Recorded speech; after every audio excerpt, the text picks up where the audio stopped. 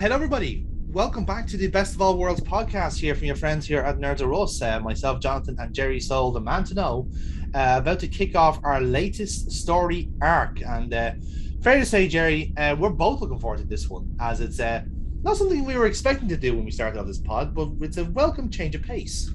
No, you see, when we started this pod, the whole idea, let's be honest, the whole idea of this pod is trying to find the best episode of Star Trek.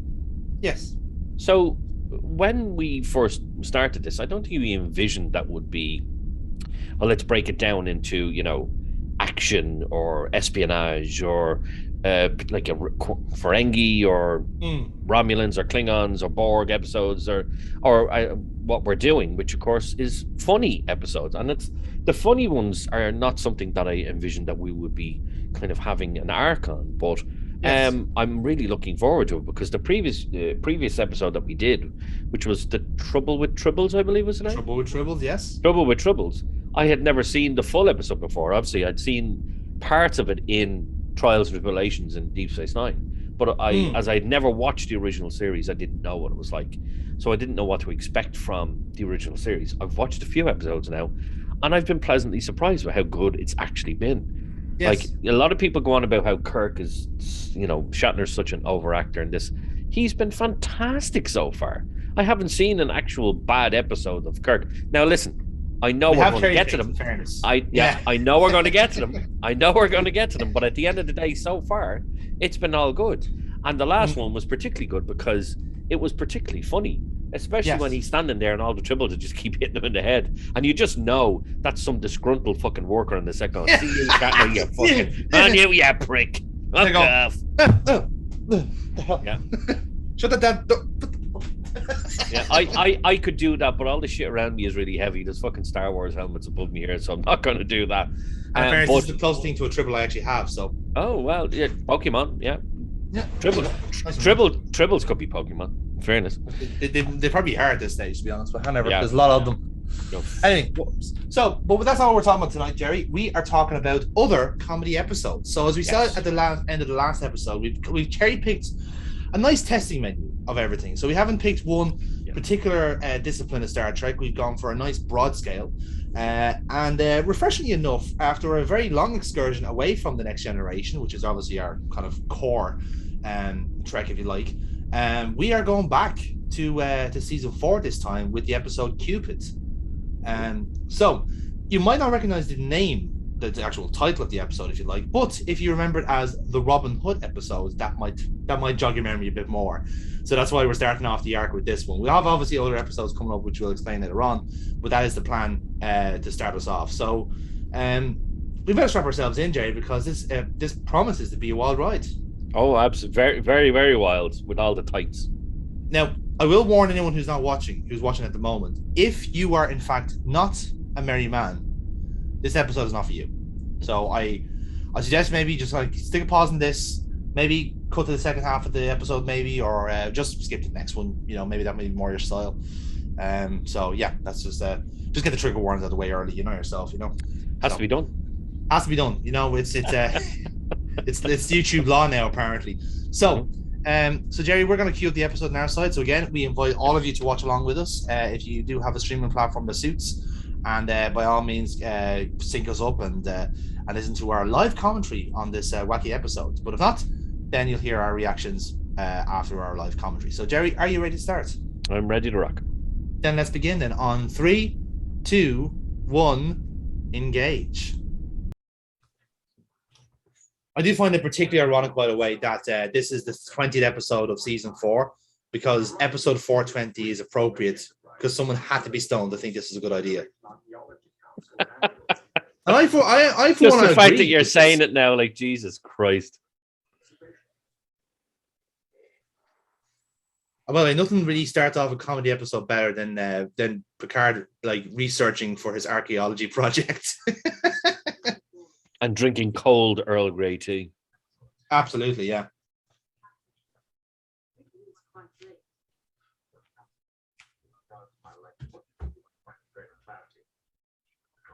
Structure or the division of each expedition finding the various religious, sociological, environmental subgroups. Oh, hilarious.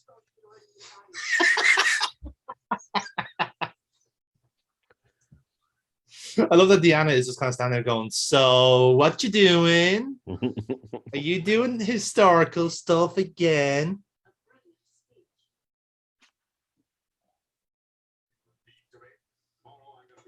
You've written a brilliant speech, but I just don't seem to understand the characters.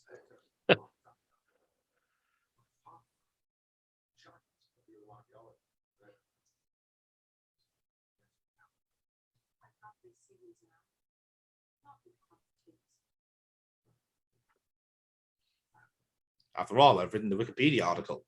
That counts. Those are really difficult to write. I'm just going to put that out there. I have written wikis before, yeah.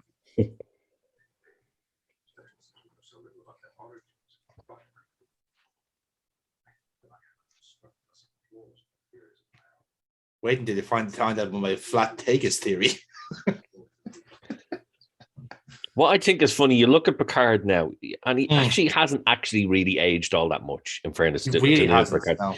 But you look at him, and the age he is here is what Will Wheaton is similar age now. You know, like it's like two very, very different types of people. You're like, two very different aging patterns in a sense, because like Patrick Stewart, like most bald men, we kind of like look older at a certain point, but then we don't actually look older until we're actually like fucking 70, 60 or 70. Mm-hmm.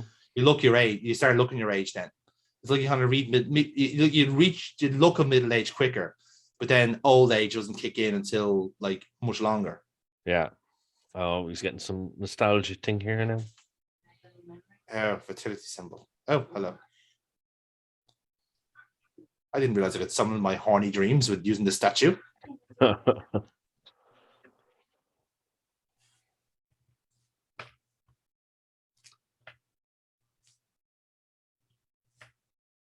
Ooh, starting off strong already, boys. Dirt. Filth.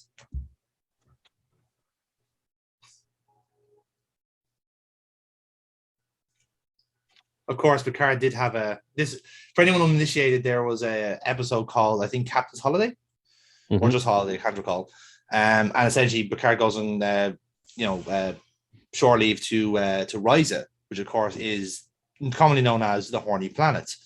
So in the process of that, he comes across some Ferengi who basically, I think, accuse him of being a relic hunter, or tomb raider, whichever one I fucking call it, more or less the same, and bumps into Vash, an actual relic hunter, and the two of them go on a wonderful adventure where they basically find stuff, and they just so happen to fall in love and never see each other again until this episode, which just seemingly appears out of nowhere.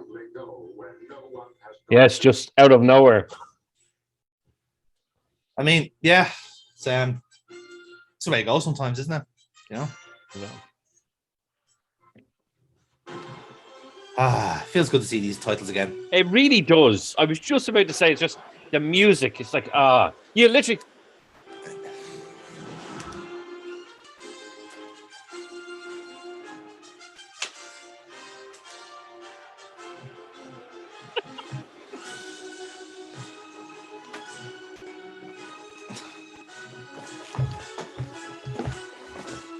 Sorry.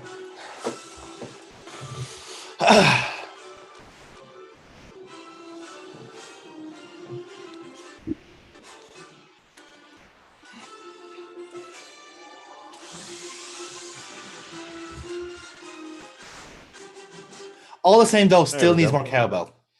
Oh, absolutely. Lots of fucking cowbell. Yeah, a lot more cowbell. But we get that. We get that with season 7.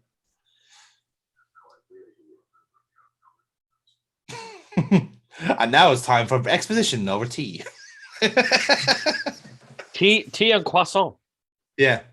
I love as well, like in this like very important part of exposition, they just like literally go like, John Delancey's in this. I fucking knew she was here for a reason. There's a little meta part of like the brain just going, yes, fucking ruined the lads. Yeah. Well, the name of the episode ruined it. Q-pid. I was about to say, yeah. Oh shit. Oh, he's like, can't have people know. Can't have people know. Oh, this is where it gets awkward. Mm-hmm.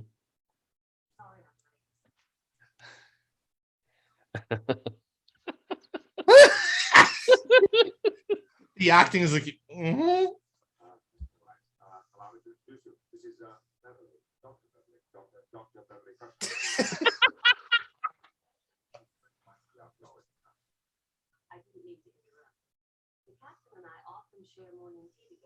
Back up, bitch. She's mine. Yeah.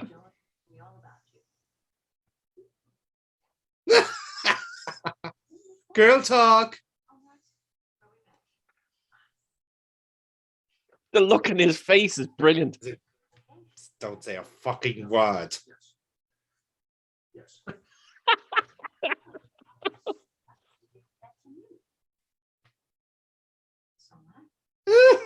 Oh dear. Now, if this was Kurt, he'd be riding both of them by now. Yeah.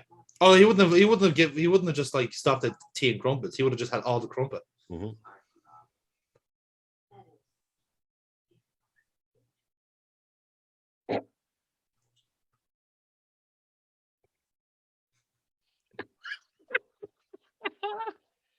Oh, the little, oh, you know he's in trouble when he gets the little dab. Yeah.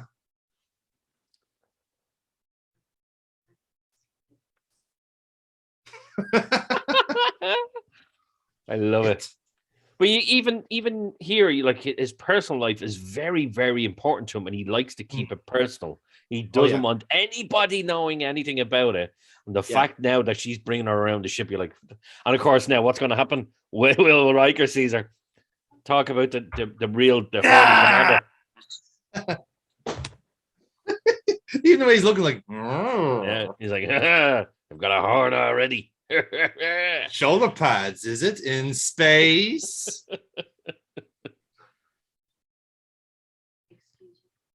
Hi, I've got a massive 10-inch erection. Captain Riker, Commander Riker. Fuck, what? I don't give a shit. No, immediately. Tell me that my eyes are as mysterious as the stars. It's just that Jean-Luc does a very good imitation. I see you two. Yeah, he shacks the chair and everything. This is Bosch, a member of the archaeology council. I'm a friend of the captain. So I got Oh, there's the cheeky grin.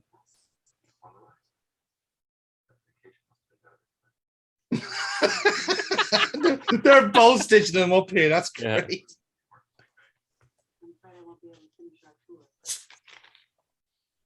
But perhaps Now I'm going to show you the holodeck.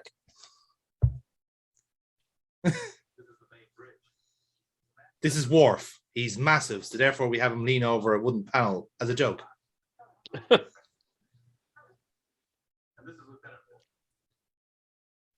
Something wrong with that? I have not been informed that council members have been granted free clearance. Also, that's him having a bad hair day. He actually is. You can see at the back there. It's not very well groomed, in fairness. He's like, don't worry, Worf. It'll get fixed for DS9. this is where Jean-Luc sits. The big chair. She just goes up and sits on the captain's Okay. chair. Oh, Yeah. fuck.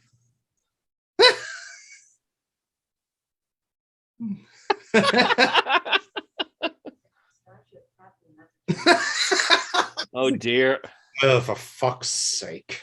I'm glad that you approve.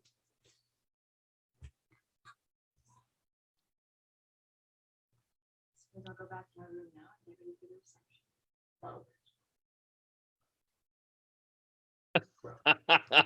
Just that awkward silence is just great. Really makes her feel special. It's just that.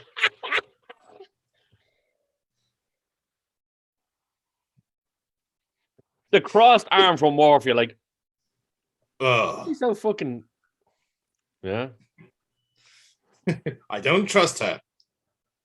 No, but that those tiny little cheeky grin there going, I'll talk to you later. Uh-huh. He does when he thinks necessary. And he never spoke to you about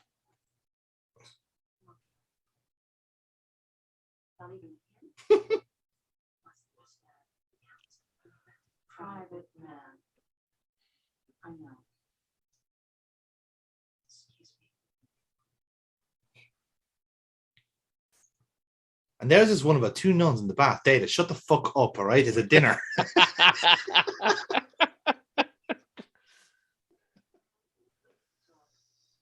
you mind? I'm speaking to a Romulan and Vulcan. Dear.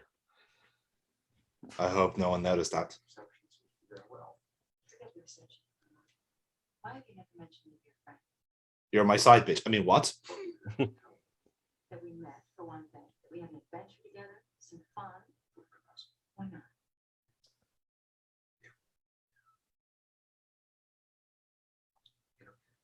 I knew that word was coming. I just knew that word was coming. Inappropriate.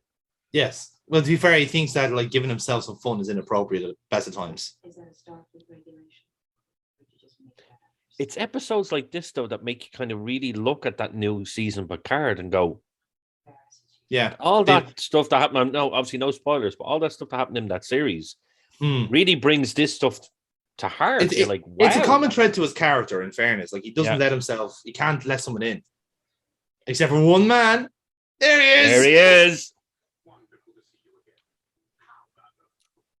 Do you like my new mullet? I made it myself. It's the worst fucking haircut in the history of haircuts, a mullet. You're like, fuck off. Now, his isn't, it's not bad. Like, no, it's fine.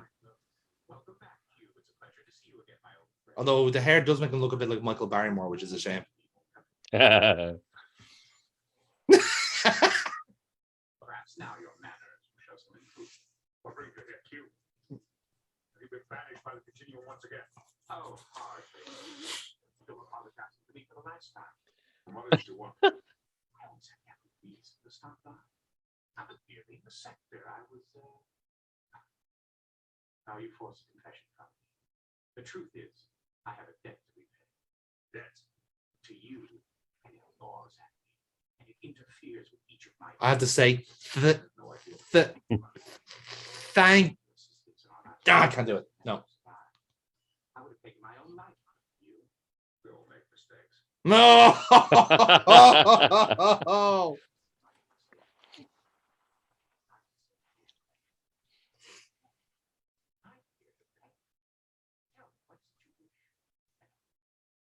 Just be gone. That would do nice. Constructive. That's my new word for the day. Some other time, Q. Right now, I have other matters to attend to. Yes, your speech. I read it. It's dull, plodding, pedantic, much like yourself.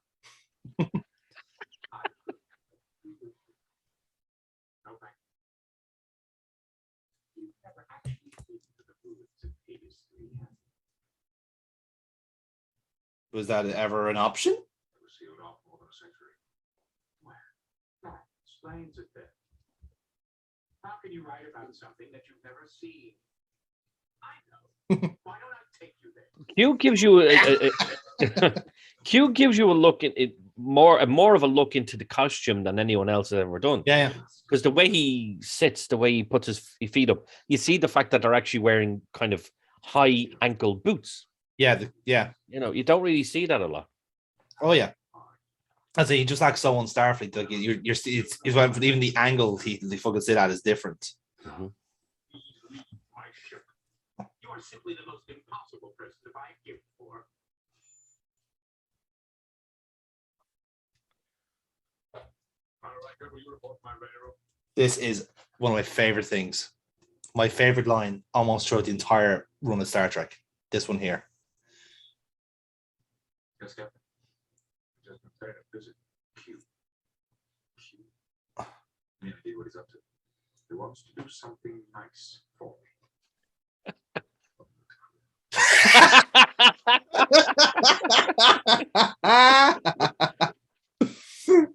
Brilliant. Absolutely. Genuinely one of my favorite lines, because it's just at this point that everyone knows.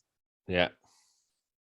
Like they should, like you think they have a green alert, whereas like Q's here, burp, burp. Like the sound of the shh, shh, shh.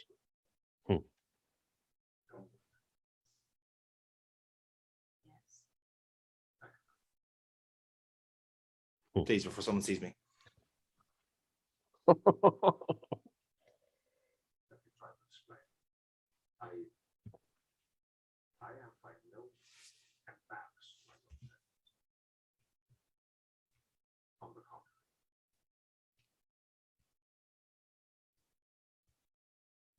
Oh.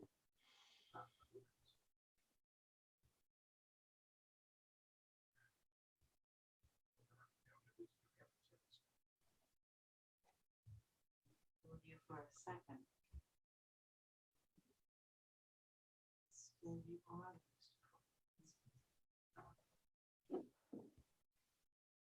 What's the problem with being such a well-known liar?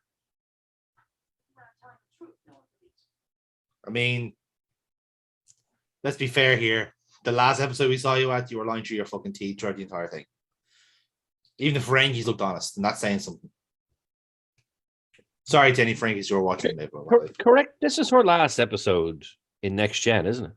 Yes. Yeah. But we do see her in Deep Space Nine. That's it. The Taguans would have catch you down there. Oh, come on. You gave me the same warning about Sarcon 5. I don't know. But it didn't stop me from going there. I brought back some very impressive artifacts, too. So very impressed. That's what I do. I should have known a lot. Let's get one thing straight, Picard. I cannot change who I am for you or anyone else. I'm going to change who I am. Ooh. Oh. I have nothing more to say. Oh my.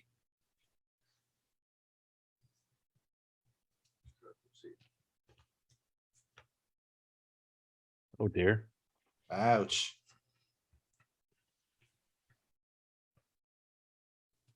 I was like, oh shit. All right.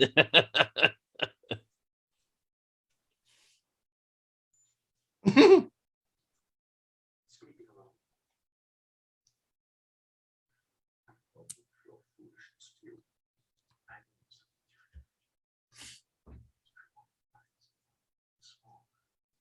Don't be careful. Don't get personal, Q. Every day that is you want to play, you'll have to wait. I had such high hopes for you, Picard. I thought you were a bit more evolved than the rest of your species. And now I realize you're just as weak as all the others. Still, it pains me to see the great Jean-Luc Picard brought down by a wolf. Oh dear. I witnessed your little spat with father. Again, why is he surprised? He's an omnipotent being. Yeah. He is a god. Yeah. To be fair, at this stage, you probably think Picard and Q are already married. Yeah. It's a dangerous thing.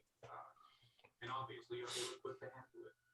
She found the vulnerability in you. The vulnerability I've been looking for years. If I'd known sooner, I would have refused.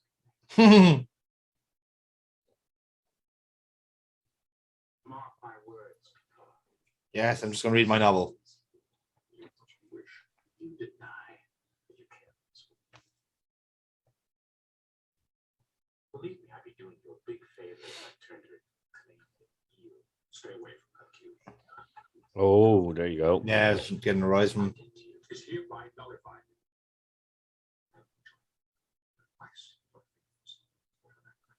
You understand? Once for all. You would have me stand idly by as she led you to her destruction. Yes. Ouch. Yes. Oh, that was the wrong answer.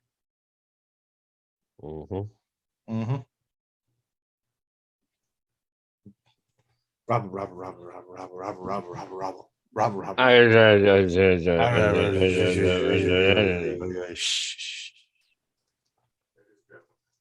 Fucking hell. Oh, fucking hell, what? Get off your shit! Boo! Bring back Data's poetry. What about his cat is really nice. tell you about my detective story. For several years now, I have been trying to. However, oh, this is great. I think I'm just gonna. Only raises a few set of mysteries, and I hope that we can discuss them. Hang on, this isn't my rod. I tell you what, though, right? The fucking kind of the CG, it's not really CG, but the effects for the Snapshot, year, yeah. it's actually quite good. It's mid-90s. It's aged well, actually.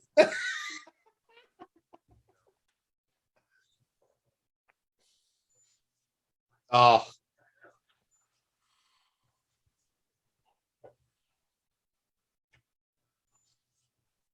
I love the Riker smiling, going like, "Yeah, I'm having fun." But Data's hair, like, what the fuck? Data's hair. I'm marking it. I'm marking it down just for that. we're men in tights. Michael Dorn and men in tights.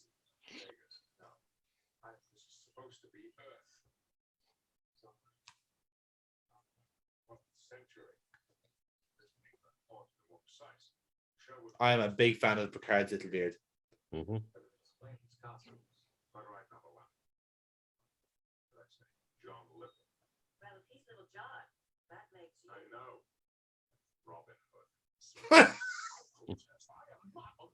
Hey! He said it.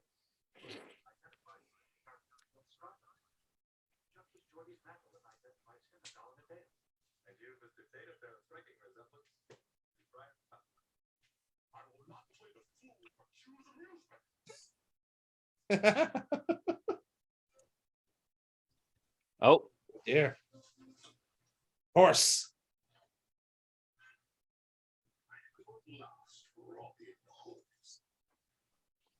Yeah, I'm just so fucking angry. Come on, Worf. Riker's face though, like,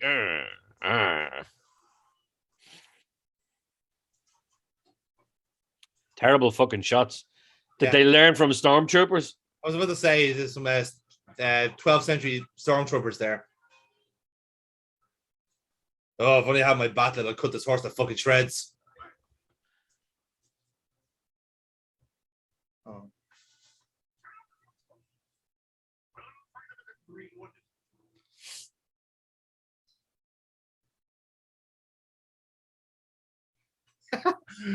So what you doing? You thinking about stuff? I love how he's just. I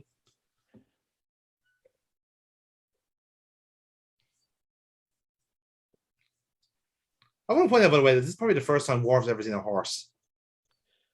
Well, he lived on Earth. Yeah. Oh, that's true, actually, yeah. Do you like my horse? Can you not tell from the beard?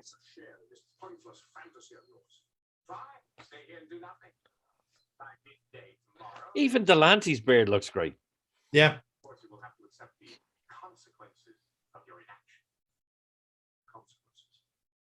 is the one thing that Robin Hood is most famous? Robs from the rich and gives to the poor. Besides that, perhaps you are referring to the rescue of Maid Marian from Nottingham Castle. Yes, Dave. Thank you, Walking Wikipedia.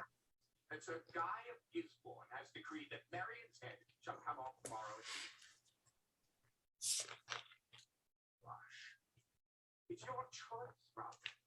You can either take your blade, or risk your life to save the woman you care about.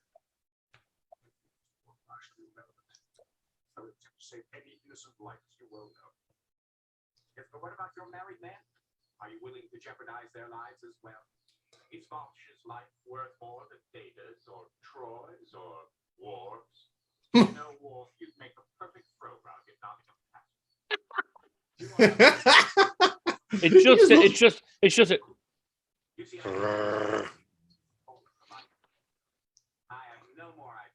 I love how he's just sitting on the fucking horse, like. In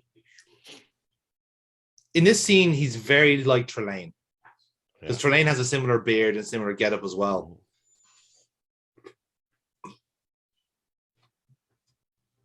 I don't know whether you'll agree with me at this, but I just think in terms of if you exclude the Next Generation main cast, Q is the best character in the Next Generation. Oh yes, definitely has to be. It's fucking brilliant, like. And the fact that he was in one episode of Deep Space Nine and a few episodes of Voyager, but he's been all over the fucking place, and I love it. Oh yeah.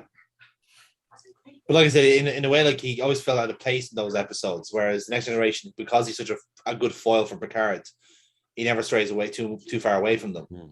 Although I liked him in Voyager, I really did. I thought he was really good in Voyager. Yeah, in fairness, now the stuff with Jamie was good crack. Oh, who the hell are you? Everyone nudging them.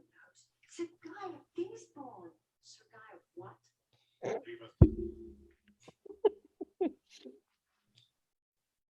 I'm going to have a lot to say about costumes in this episode.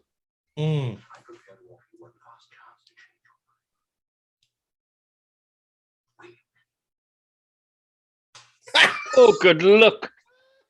Get that into you bitch. And the execution will proceed as scheduled. What execution?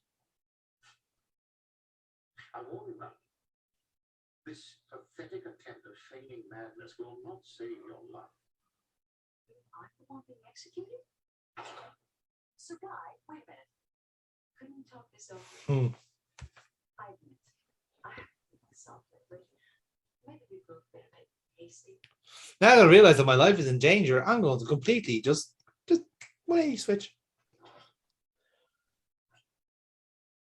The little cheeky smile. He's like, we're sitting on the same bench. Oh. Right in there, you dirty bastard. You. Absolute fucking dirt. Look at this dozy bollocks. You know what's coming next. Yeah. Good luck.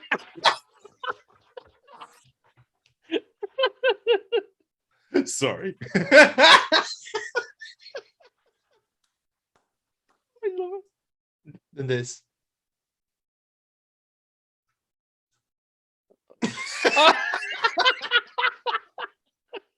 Poor Dana, like what the fuck? Oh god, you can see the bits in it. I never noticed that before. What the pieces of his like his head? Yeah. I've never seen that.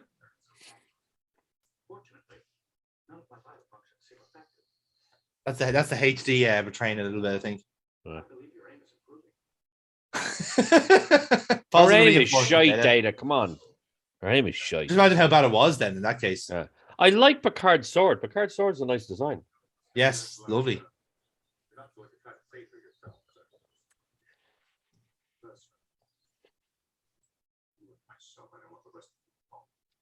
You have your orders, Commander.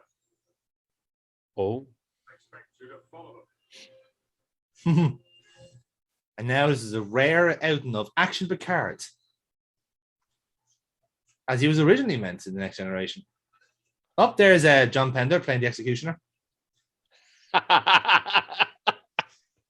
Nobody's gonna get that reference. It popped you though, didn't it? Yes, it did. And this channel is nothing but popping the people involved. I don't know what is. That's true.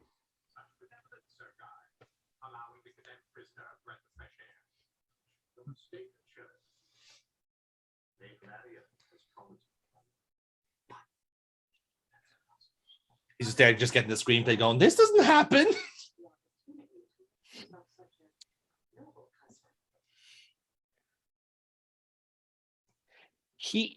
Guy of Gisborne reminds me of a character from oh god, now the name of it. It was a couple of seasons long. It was about a pope. Oh god. Oh. The Borgias. The Borgias. Ah, yes. The Pope's daughter marries a guy for political reasons. And Guy of Gisborne's the fucking image of him. Yeah, actually he is.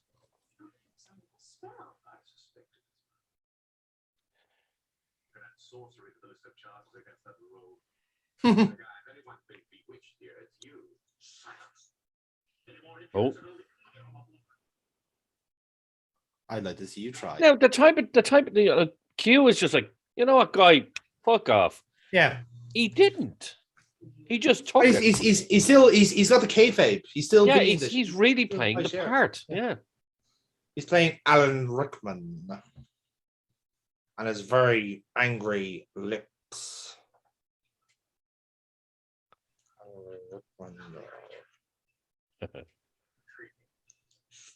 Harry Potter. You don't realize how big Q actually fucking is. He's fucking huge. He's 6'4", yeah.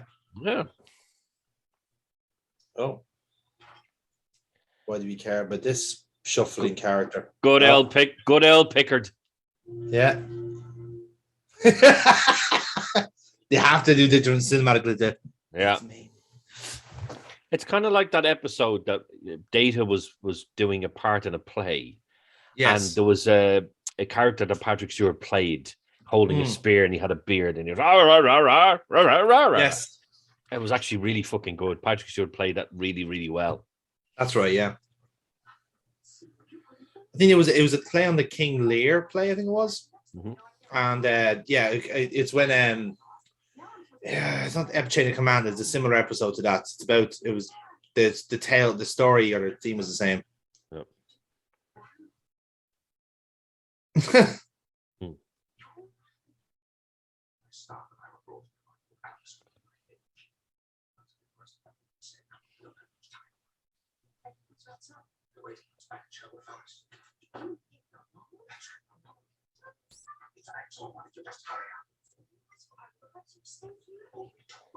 And this is the best strategy to come up with when it's a tight castle. You go, I'll stay here. What? Marry Sir Guy if I have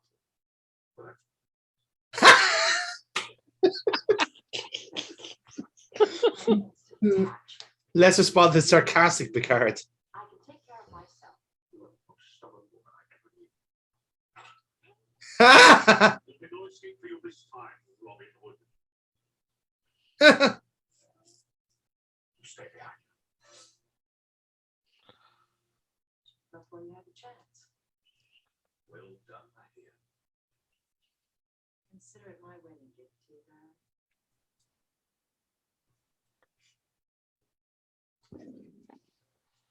Mm-hmm.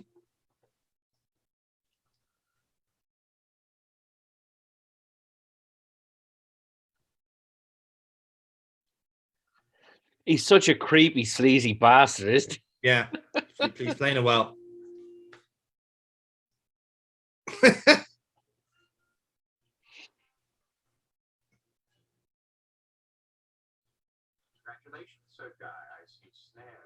They always get the music right in the Next Generation.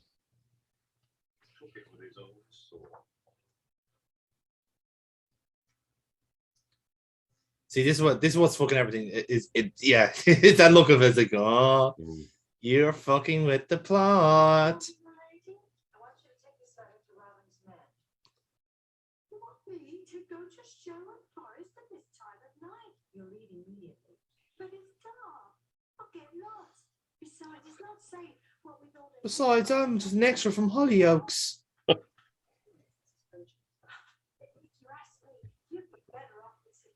He's got a future.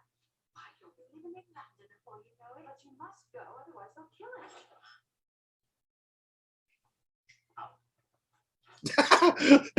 him. wanted to do that by accident, just like, oh shit, killed her. Sorry. Oh fuck! No, I didn't mean that. Bring her back quick.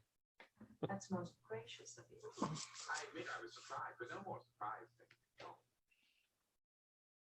You're cute. yes. And you are very interesting. Do omnipotent beings get the horn? Because I might just have the horn. Oh, he has the horn. Come to the castle, save the captive. This is wonderful. What harm? You certainly fooled the guy and me as well. I think you're worth further study. Yes, but unfortunately, we just don't have the time. God! Take this traitor away. I will take a word for it. Sheriff,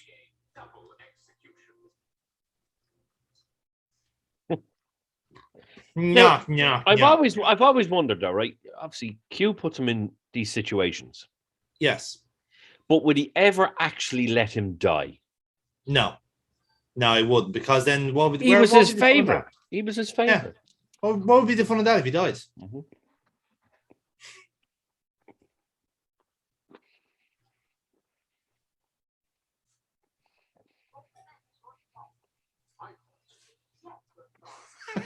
Still bickering.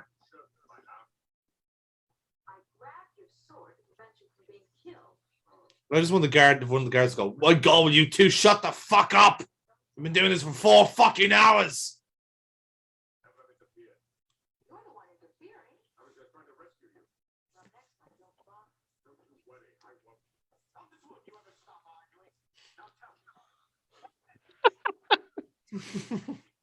I love how plastic the food looks. Mm-hmm.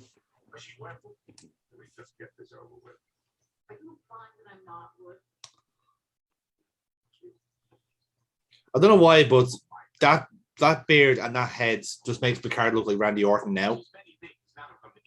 Oh God, yeah. Doesn't it? Mm-hmm. Oh. Oh, here's the lads. This is what they call them, the lads. You have been found guilty of outlawry and high treason. Do you have anything to say before sentence is carried out? Prepare them for the block.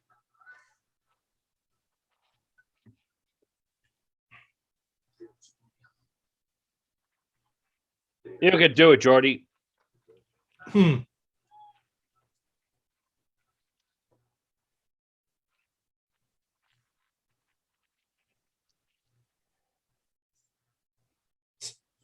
that important? Yes.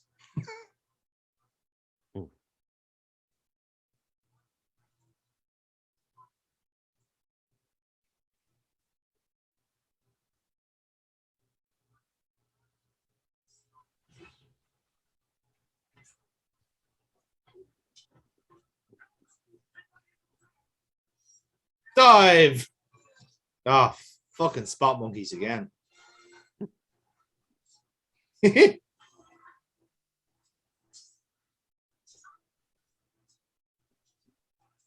Oh!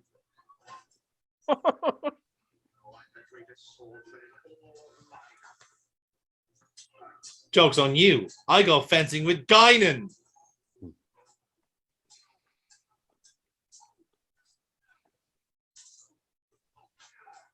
Go on, Jordy. The old body doubles in this episode weren't great. Yeah.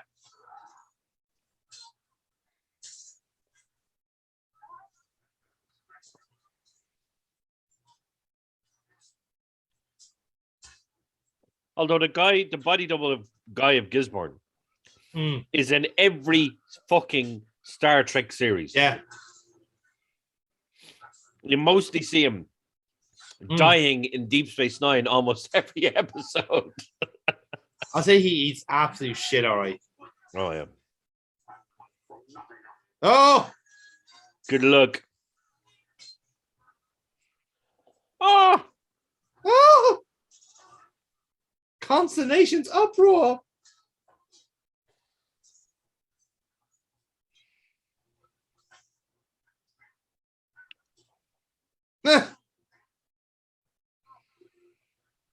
Hey. George.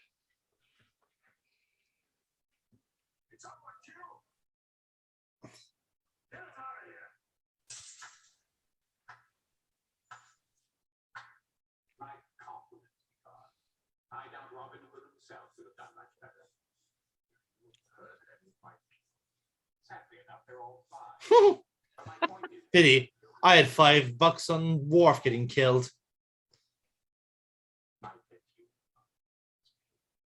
If you learn how weak and vulnerable we are, if you finally see how love has brought out the worst in you. Nonsense. You're absolutely wrong. It's brought out the best in him. It's ability, courage, self-sacrifice. I'm just waiting for Q to just go. I challenge you to a duel. Moment gone. Where's Bosch? Where's the fucking archaeologists? Council member Bosch is not aboard the Enterprise. Is there?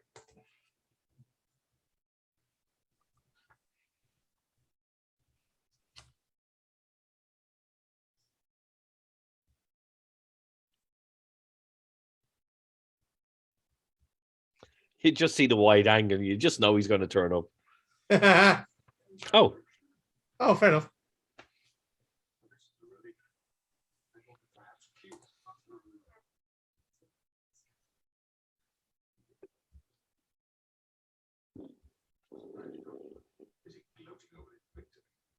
That's right about one thing.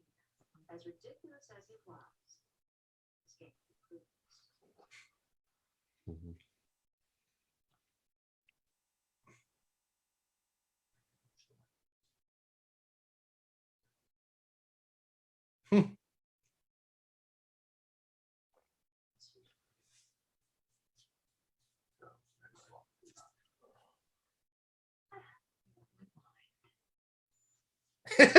Hi. After all, she has the entire universe. If I need partner. Why not? Bum, bum, bum. Diddle-in-in, diddle-in-in. He is an immoral, an unreliable, and irresponsible, and Oh, I've. definitely not to be trusted. Like someone you know.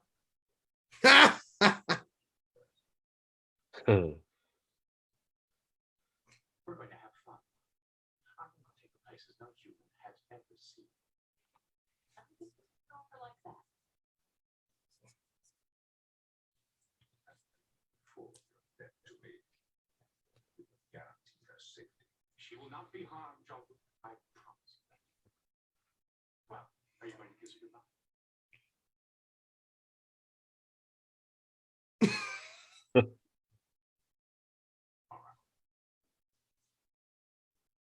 I still wanted to pop into a one and go, ooh. I'm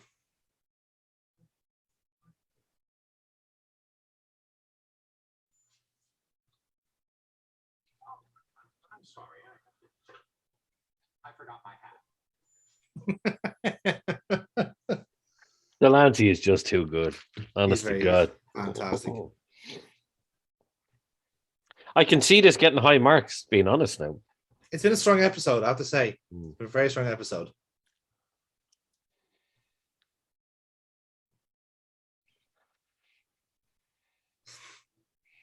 Goodbye, Jean-Luc.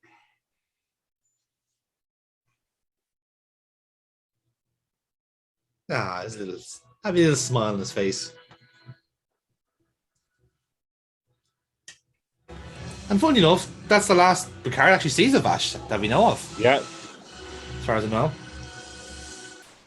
Well, it's the last Next Generation Vash episode, so it is. We don't see her again, and that we see her for one single episode in Deep Space Nine. It's the one episode where somebody fights Q, and of course that's Captain Sisko. Oh well, Commander Sisko at the time, and he goes bang, gives him a punch, and he said, "Not even Picard done that." Picard never hit me. I'm not Picard. That is it is a bit of a throwaway episode, but it's a very important episode for people trying to distinguish the two characters. Yeah, like Picard, I think Picard makes it a point to try and be better than Q in a sense, where he has to more than ethically be that. Where Sisko just goes, "I'm gonna kick the shit out of you until you leave," which is yeah, fair. Yeah, he would. You can see why you got this gig, can't you?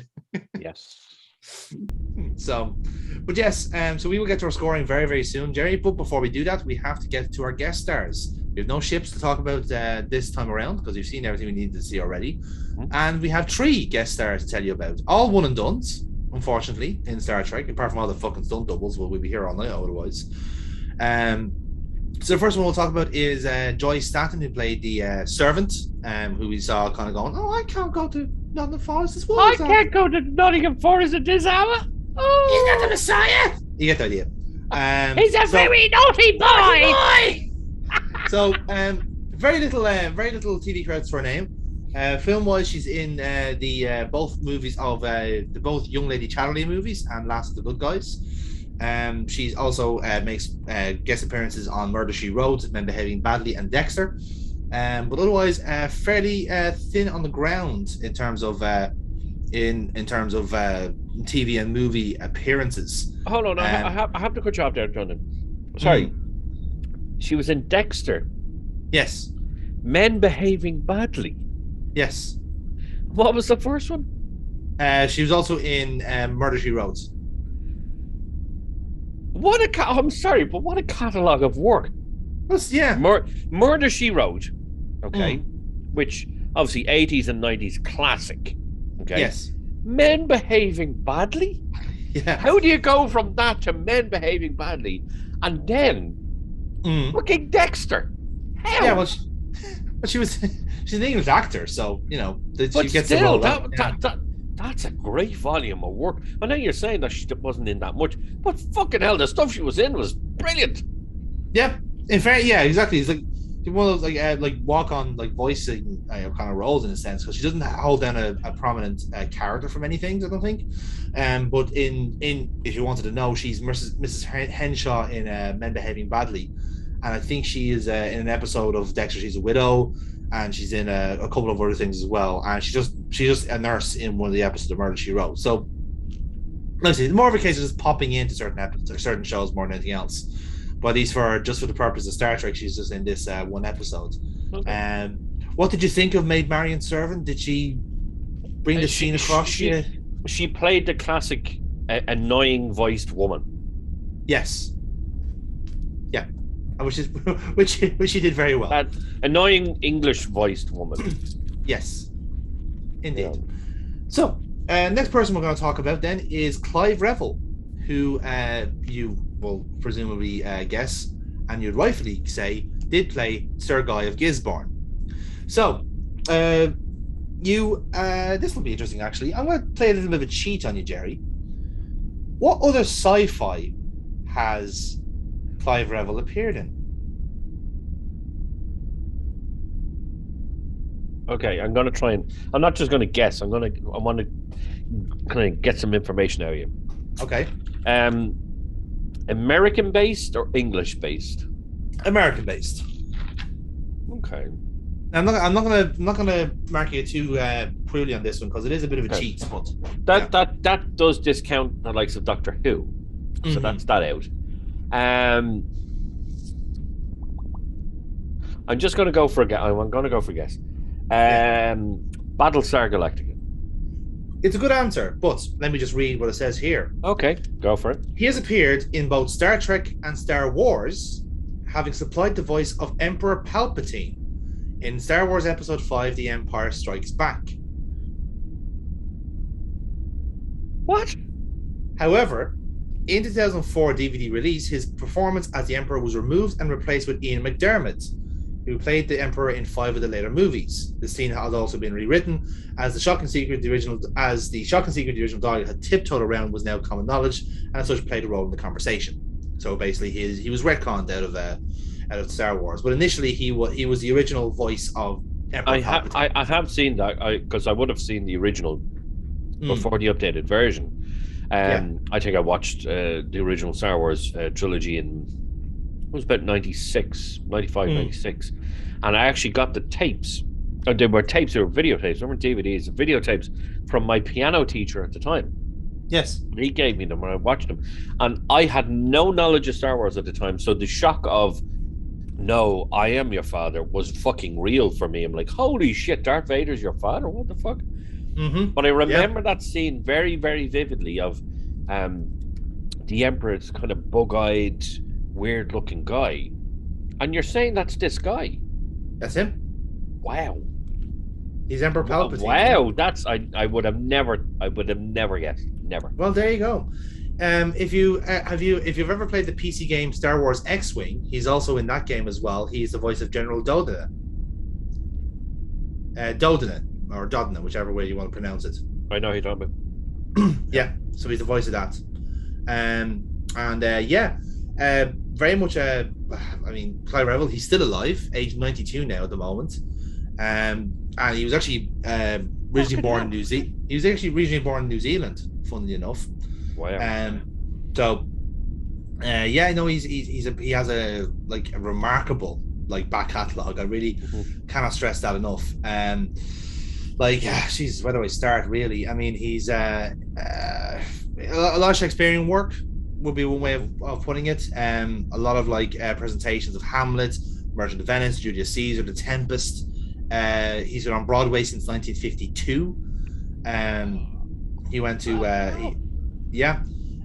he's been in what other movies can I throw in here? So he was in The Private Life of Sherlock Holmes. He was in Dracula Dead and Loving It. And appropriate enough, he was in Robin Hood Men in Tights. Right, what was this? Do you know his character name from both of those? I'm just consulting his article here there, but I'll see what else we have him in for, because I think he was the fire marshal in Robin Hood Men in Tights. And the Dracula, more so the Dracula Dead and Loving It, because it's a stupid film. It's a really, really stupid film, but it's fucking brilliant. Yeah, it is. Absolutely brilliant. So, it's Leslie Nielsen, isn't it? Leslie Nielsen, yeah. Dead and Loving It, so good. It's another kind of Mel Brooks or Zucker Brothers feature. So I'm gonna have to watch that again just to see Guy of Gisborne in it. I mean, this guy Clive Revel has his TV career, if you will, starts off in 1955. Which I think is incredible. Wow, just fucking wow.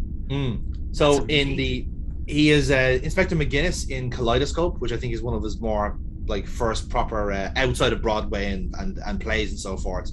He's in The Private Life of Sherlock Holmes. He's Rogojin, I think was a Russian character, I can't recall. I think it was something like that. In the movie Avanti, he was Carlo Carlucci, which again was one of our more prominent roles as well.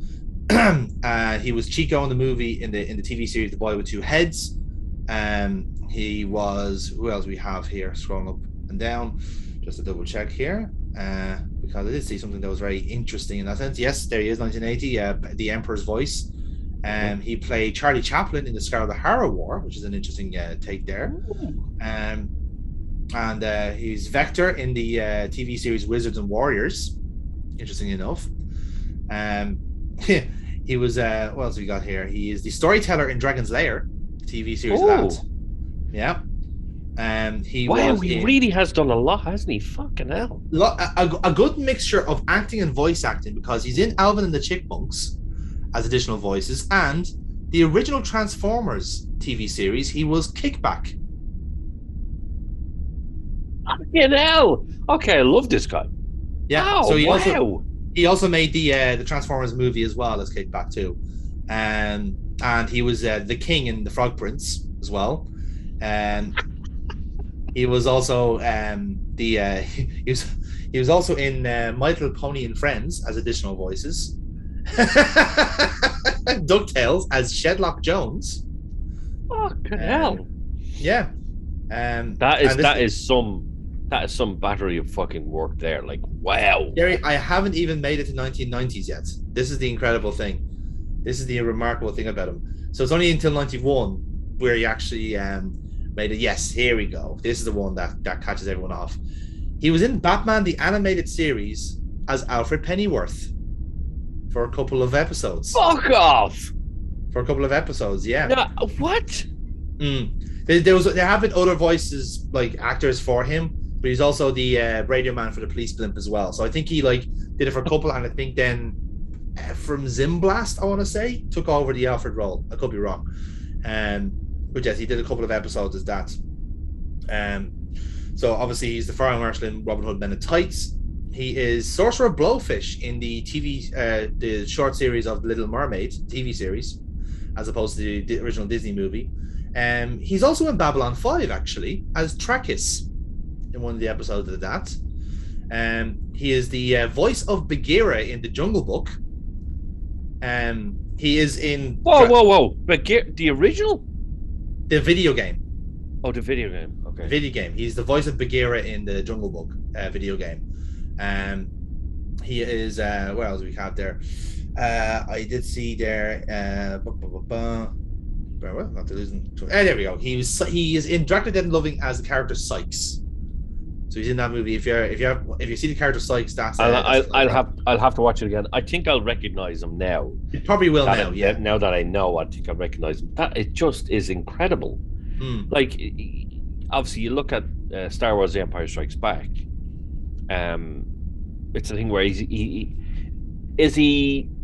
the voice of the Emperor, but is he the guy as well in the makeup?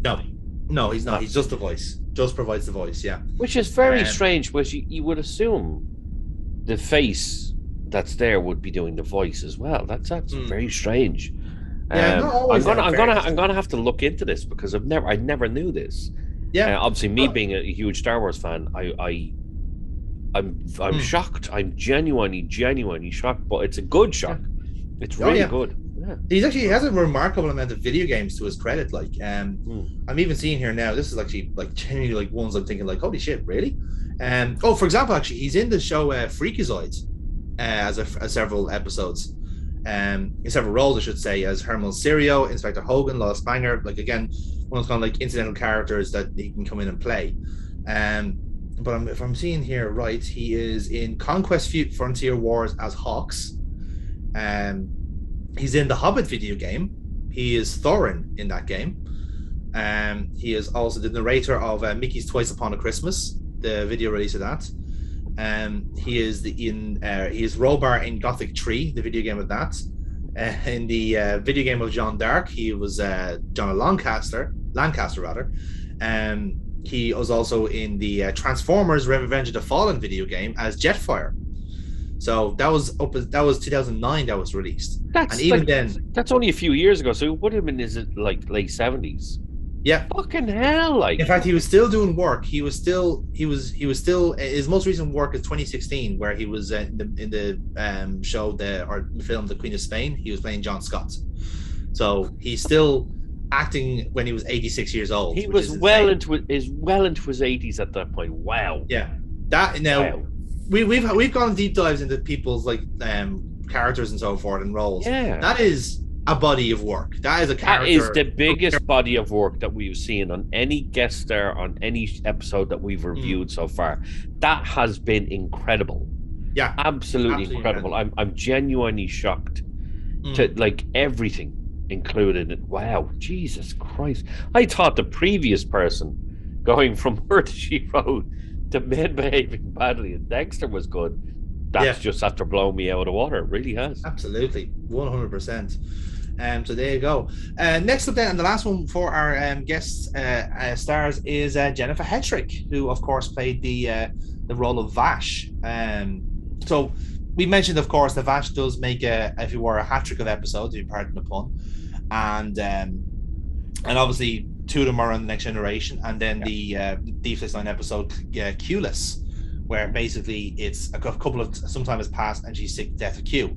I mean, who wouldn't be, in fairness, you know? Like, it's hard to keep up with omnipotent beings at the best of times. She's obviously one of Picard's love interests over the series, over the run of Next Generation, and a fling is perhaps we'd probably best describe it as. I think that's probably the best way to say it, because it wasn't a really healthy relationship, let's be honest. No, definitely not. But in terms of a body of work, again, a particularly busy actor.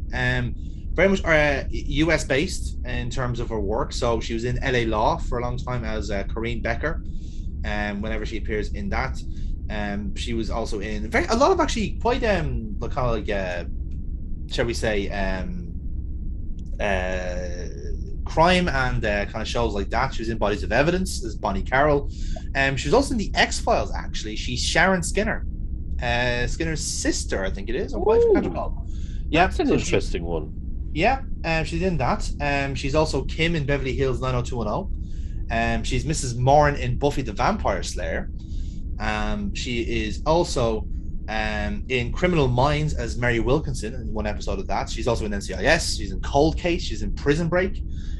She's in 24. I remember her from Prison Break. I do remember her from Elaine Baker. Yeah. And she's Lana Wilkes in Cold Case. And so she's in that, and she's also in Alias as well as a senator. I think Senator Lewis, I think it says here. So yeah, very much again another fantastic body of work. But I suppose I mean, would I be being dismissive if I said that Vash is perhaps one of her more prominent roles in terms of having her being a reoccurring character at least? Yeah. I think so. Everything else was one and done, whereas this was their second Next Gen episode, and then after that would have been our third and final episode of Deep Space Nine. But this probably was the more high profile of all those, because it was only one and dones and the likes of Alias and Buffy the Vampire. You said Buffy, didn't you? I just said Buffy, yeah. Yeah. So one and dones with them. Whereas this was a recurring character. Okay, it's a very small recurring character, but still a recurring character. So more high profile than the rest, I think. That's it, yeah. Like she does appear. The other kind of role she's probably otherwise known as would be in the show Dark Skies, which is kind of this X-Files knockoff. And again, small world syndrome here. Another person who appeared in that show was Jerry Ryan. Funny enough, so that's right. Actually, she did. Yeah. There's another. I think there's another Star Trek alumni that's in that. Again, a one and done. Yes. For the life of me, I don't know his name. I think he appeared in an episode with Data. I can't remember his name, but I know those types of shows generally go for the likes of Star Wars and Star Trek actors. Yes, because they're fairly heavily sci-fi related. They're sci-fi oriented already. Yeah, exactly. Like you look at the likes of Stargate. Stargate took a lot of Star Trek actors and brought them aboard. But the one I say for Stargate Atlantis would be Colin Meaney. Jesus, he was huge in Stargate Atlantis. So they tend to go for people that have already done sci-fi before. Yeah, it kind of makes sense, really, because you want somebody with experience that, it's supposed to be an alien behind you, but he's not really there. It's green screen, but react. Yeah. Oh no, we need to react. People with a solid base of acting to be able to carry something off like that. Yeah, exactly.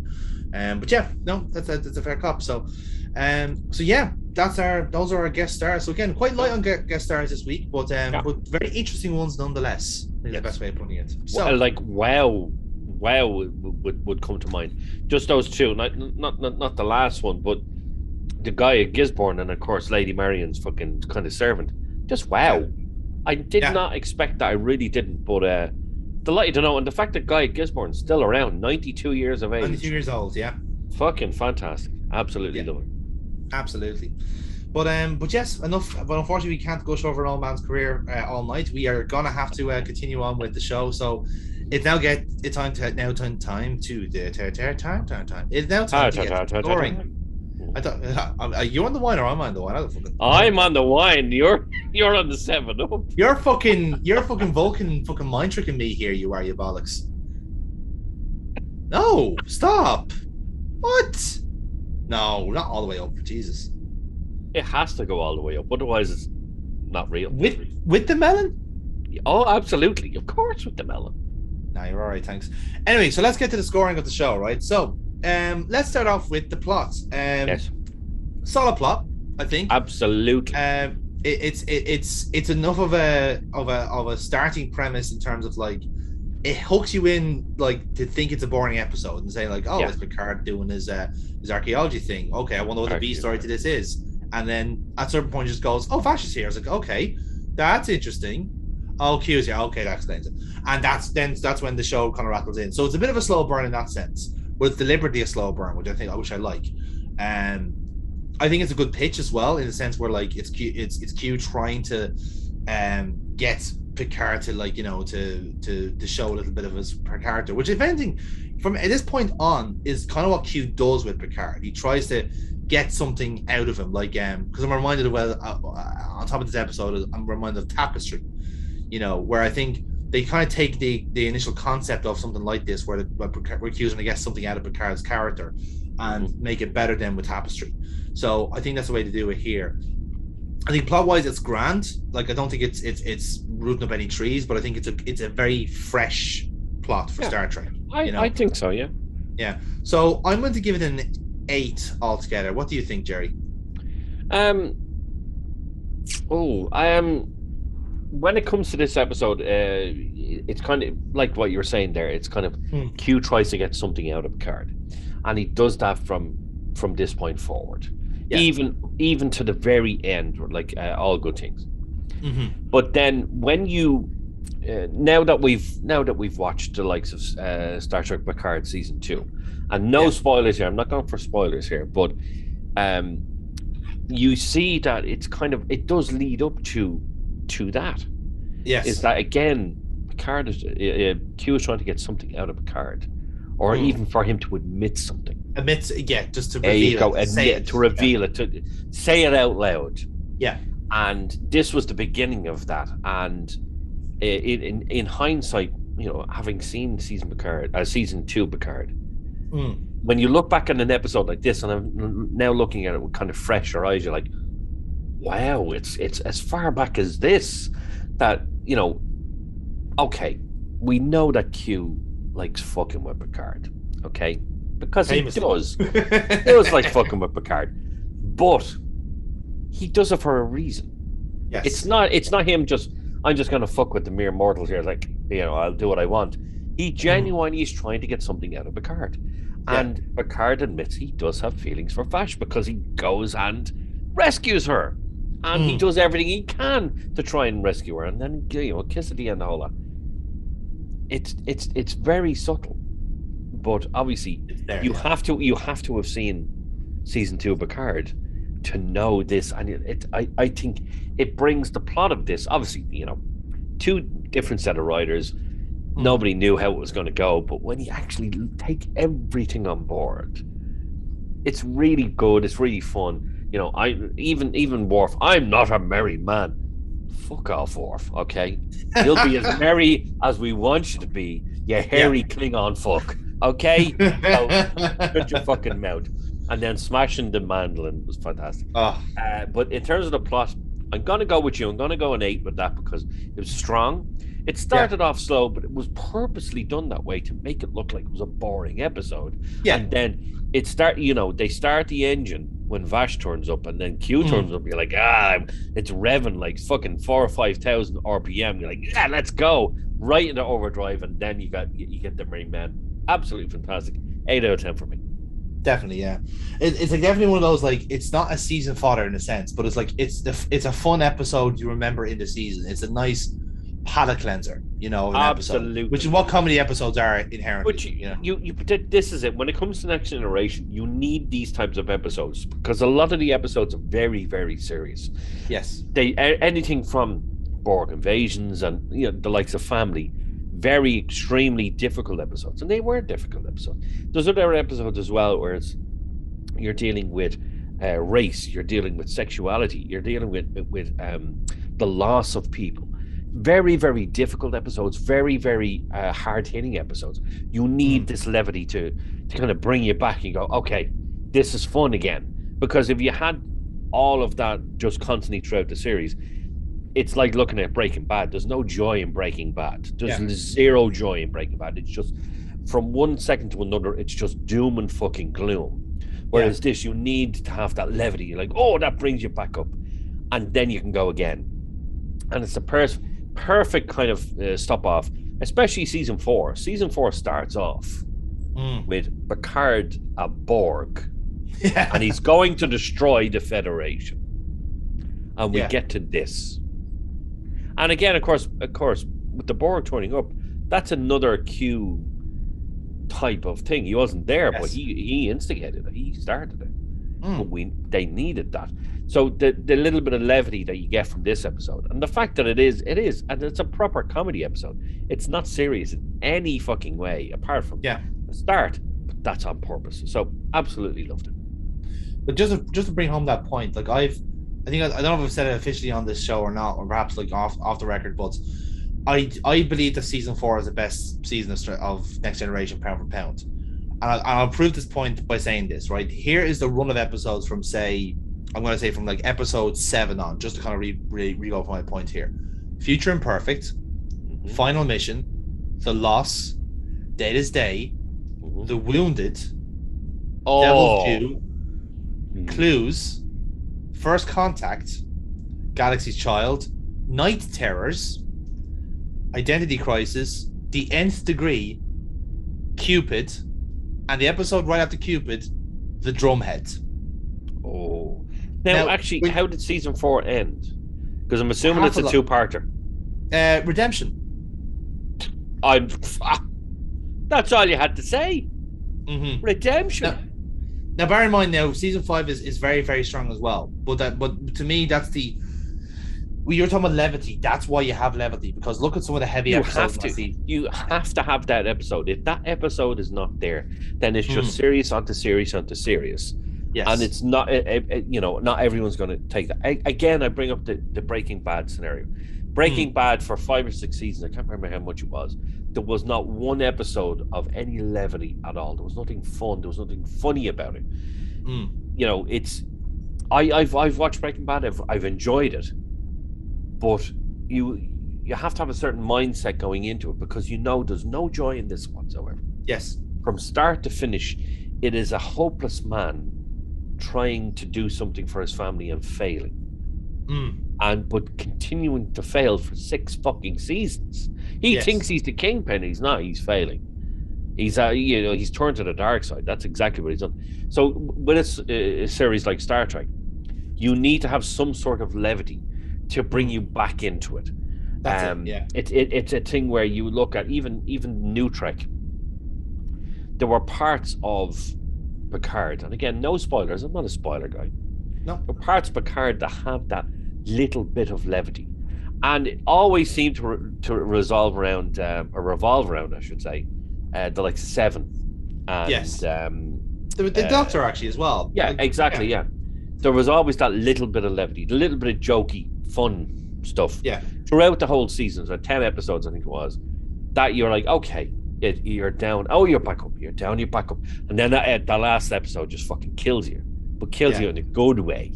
In a really, really good way. Again, no spoilers. But then you look at Discovery. Not that much levity in Discovery. And I think that's part of the reason a lot of people kind of criticize Discovery, is because you don't get the fun aspect of it. You really don't. There's not that much fun in Discovery. It's a lot of fucking like, oh, we need to do this, or this planet's been destroyed, or this person's coming to kill us. Whereas I haven't even seen Strange New Worlds. I already know that has that fun aspect. Fun aspect. It needs a show like this needs to have even the tiniest bit of fun, the tiniest bit of levity, and if it gets that, it's going to be good. And that's what this episode does. Especially for season 4, it does it. Yeah. You have all this doom and gloom and lot of shit going on, and then it brings you right back. Let's have a bit of fun. Let's bring John Delancey in. He's fucking gonna be good. It's gonna be funny. Even like Worf just bang of the mandolin, destroying the mandolin. It's gone. But you're sitting there going, "That's fucking great." That's hilarious. You need it, and if you don't get that, then what's the purpose? What's the point? Yeah, exactly. And it's fantastic. Absolutely great episode. Definitely.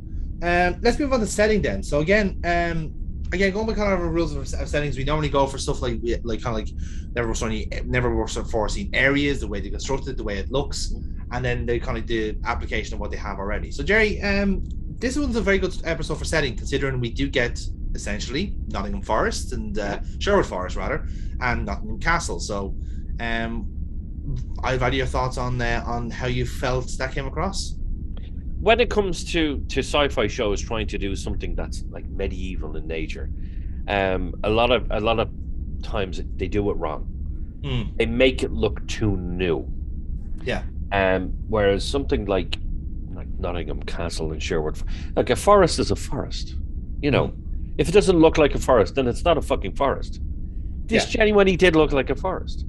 And you look back at previous seasons, and you look back at like Skin of Evil and stuff like that. It's a fucking set. It's fake.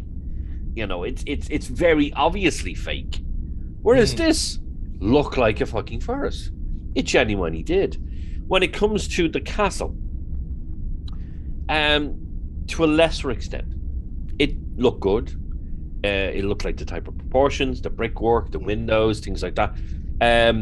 a lot of these things, you even go and look at the likes of, this is Robin Hood. So Robin Hood, Prince of Thieves, you kind of compare the two. Yeah. And how were they done?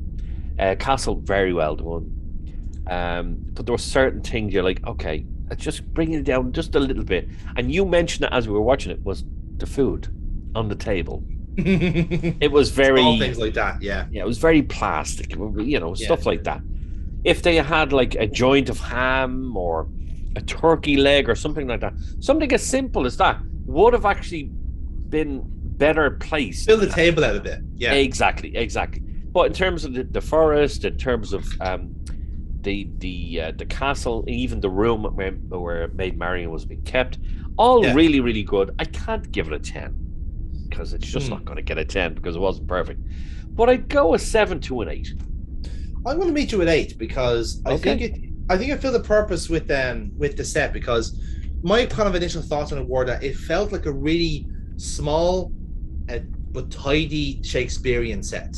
Yes. You know, when like you're seeing like a production of say like Hamlet or King Lear or whatever it is, and they know they have to get the basics of whatever area they want, and then they add their little acronyms around the room.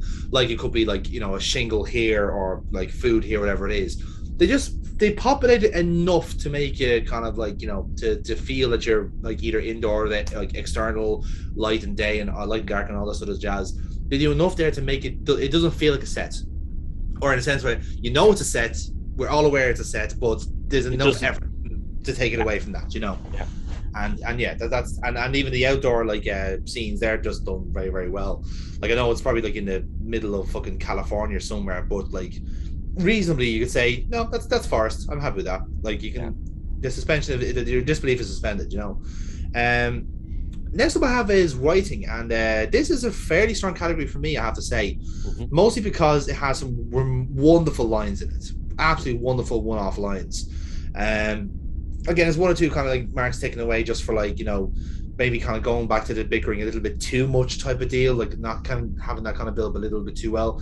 And maybe they've kind of Vash just suddenly just like going, I'm going to just go off a Q is contrived, but not in a massively negative way. It kind of suits the Vash character to just go, ooh, I just get to see, I get to nick shit. I don't know, I'm just going to go with the guy who's on let me nick shit as much shit as I want. I love you, Picard, but you're just so fucking moral.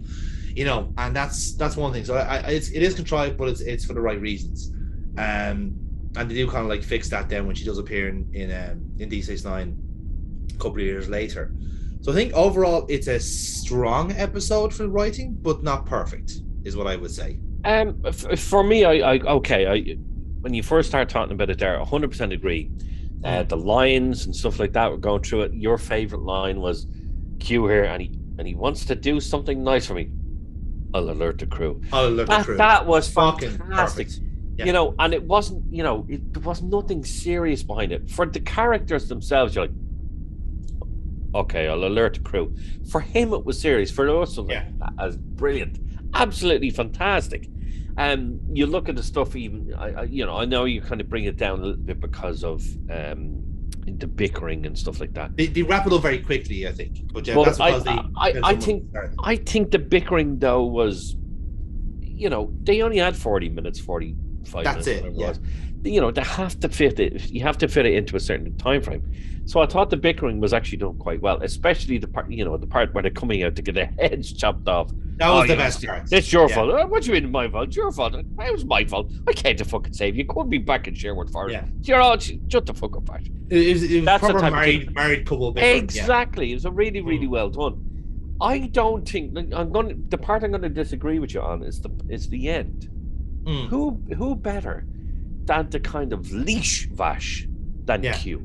Somebody who can just go, and that's it.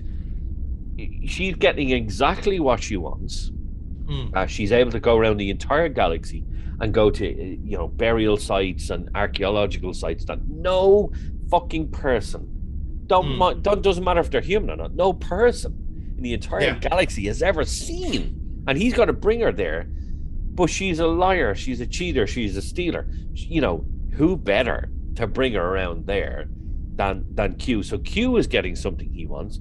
He's getting a new companion that he didn't have before, and he's like, "This is going to be fun." She's getting something she wants, that she can go off and go out to these burial sites and whatnot, and actually go to things, maybe get treasures that might be worth fucking fleets of starships in value. Yes. But also, you have to look at it in Picard's point of view as well. He's loving having her around, but he doesn't want to have to explain about her. He doesn't want to have to tell the crew what's going on. So he's getting what he wants. He's getting her off his hands. So all three of them are getting something they want, and that's all in the writing. And I think that's brilliant. So again, I can't go 10 because, you know, we're not going to go 10. I'm going to go 8 again. I think it's a very strong category. Okay, I was going to go 8.5 actually on that. So between 8 or 9. So, you know what? I'll go 8.5 with you. Okay, we'll go 8.5. Again, another strong category for me is acting. Again, we were talking about the smaller things like the petty bickering, but I think the best acting out of a lot is actually in the first act, where, you know, like Picard is acting really awkward to that, like his two, like, you know, love interests. They're just going like, "Oh, I'll give you a third of ship." Oh, dude, thank bollocks. Yeah, exactly. But like it was such a subtle start to the show, but the subtlety, the acting really kind of like came through in the subtlety, in a sense. The fact that like Riker is going like legs, you know, kind of shit, like, you know, small stuff like that, like, you know. And again, the fact that Picard is just so out of place on his own fucking ship is hilarious, you know. Yeah. I think that, like, the likes of the actors we were talking about there, like Clive Revel and all them, they play the role superbly. Like, they're like, he's just, you're Sir Guy Gishburn, done, right, ready to go. And like, you can imagine, like, this is a role he's done to death at this stage. Just someone who you can imagine, like, he just doesn't even have to get the character or to, you know, to read the script. He's just him straight away. It's so natural, it's so flowing. Even then, like, with the way the characters, I'm saving a few points from this category for another one. Okay. For myself, but I'd like to hear what you think yourself about acting. I thought the acting was very good. I will go back to what you were saying there when Beverly turns up at his quarters. The awkwardness on Picard's face, on Patrick Stewart's face, I beg your pardon. It's perfect. Yeah. He's like, "Oh fuck, how do I explain this? You know, I've told Vash about Beverly, but I've not told Beverly about Vash." Like, oh fuck. And then, like, perfect Riker. Perfect fucking horny Riker. That's what he is. He's horny Riker. He sees into a girl going, it's almost like if the mustache was fucking long, I'd be like, here we go. He's there sitting on his hands for a second. I get me bit. Tell the captain I'll do a third shift. As soon as literally within 30 seconds of seeing her, he's over there. He's talking about the stars in her eyes, and I was like, oh my god, like, just so good, so fucking good. For me, though, a standout would be Guy of Gisborne, because he is that quintessential English lord.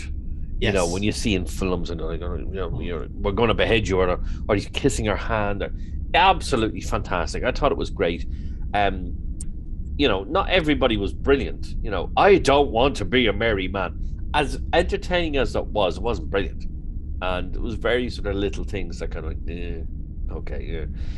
One thing I will say is that no matter what, throughout every episode that he's in, he's always going to be a 10 for me. That's John Delancey. He's just too good. Like, he was literally born for this character.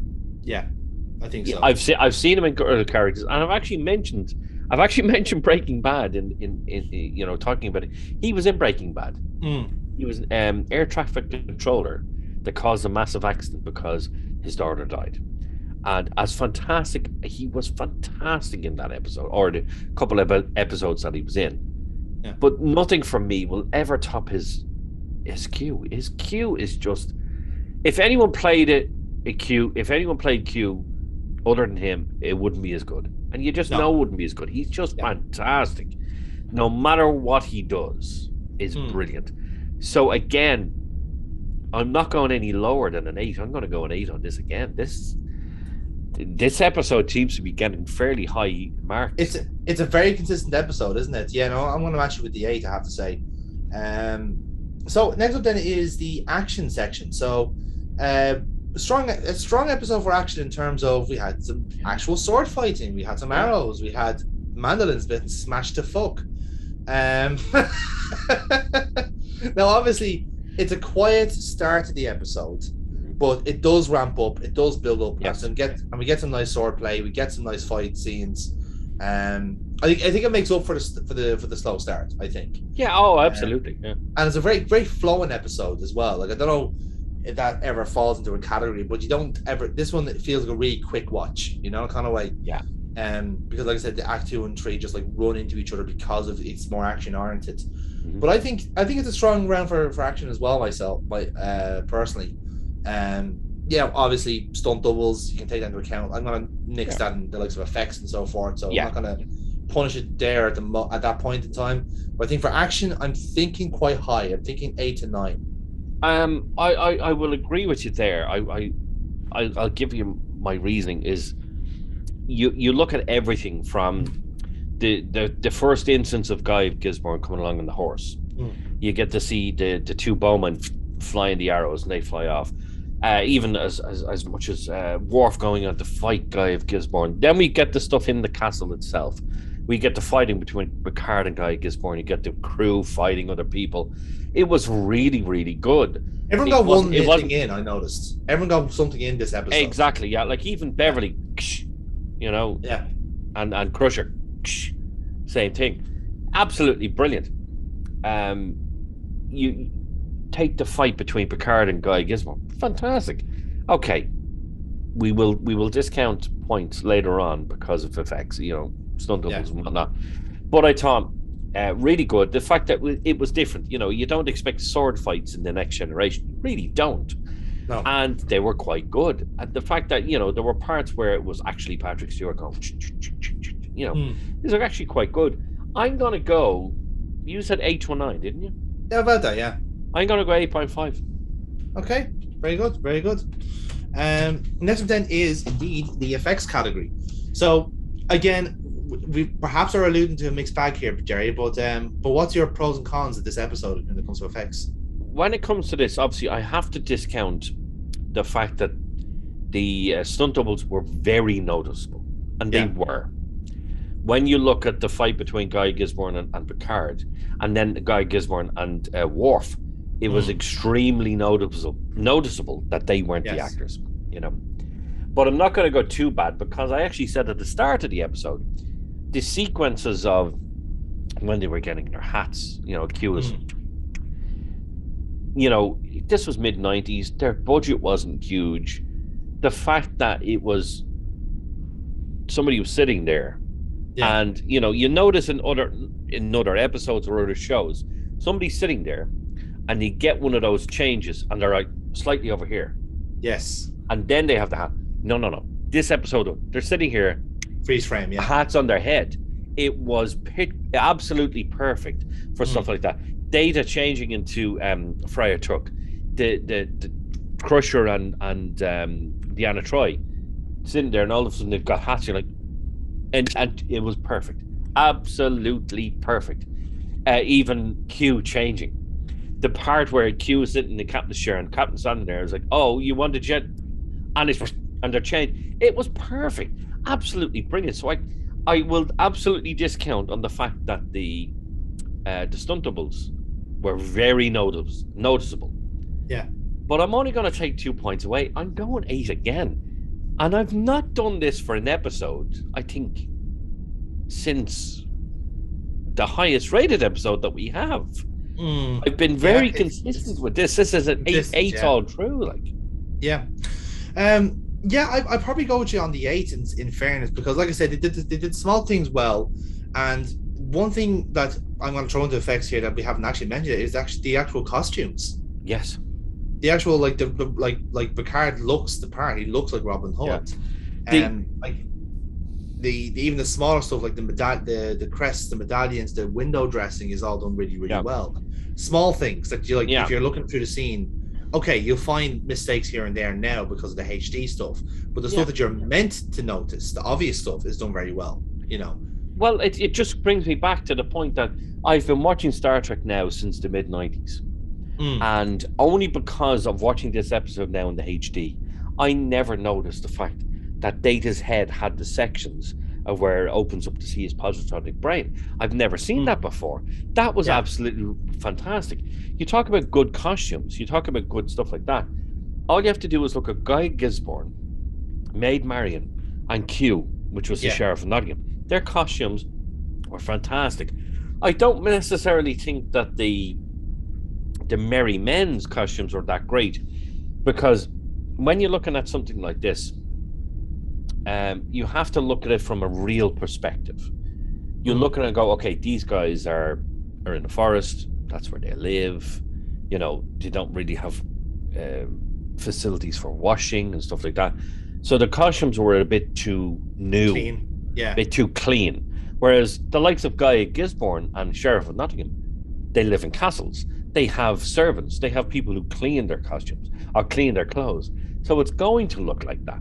So you have to take that into account as well. And I thought those costumes were fantastic, absolutely perfect. Guy Gisborne with the medallion and the lion's crest on his chest, absolutely brilliant. Even the wig, the hair was perfect for the time of the era that it would have been. So they really, really did a good job on this. Yeah, I totally agree on that. Next up then is score, and again, I think this is quickly becoming Jerry's favorite category to put a number to. I didn't want to say score again. Again, I think we've had better episodes where the score is perfect throughout the entire episode, but for the scenes that matter, the music clicks and really works out.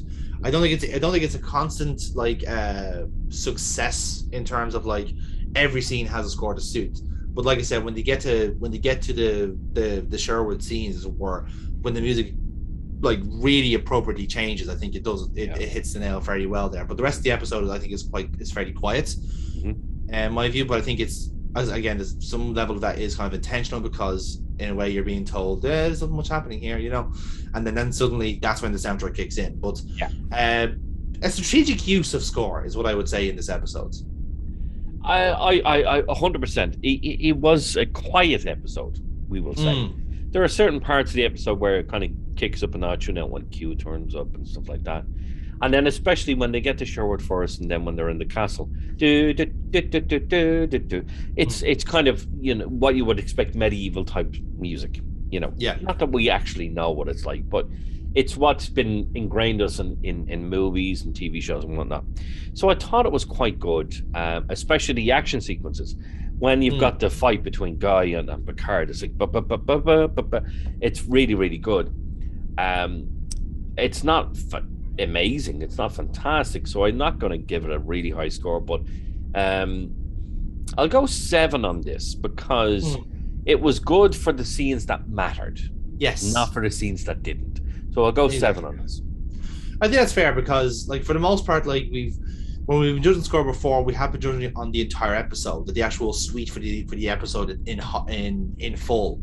And I think that's only fair to do the same for this episode, because, like I said, there are certain times where you're thinking like, oh, we could have with a bit of a musical sting or an end to the episode, but no, just move on to the next scene. So fair enough, grand, you know. So yeah, I'm going to agree with you on 7. Next up then is scenes. So again, we're trying to figure out what we find are some memorable scenes in this episode, and there's a few, I have to say, very small ones. They're not, I wouldn't say they're like full scenes as such, but there's wonderful little clips.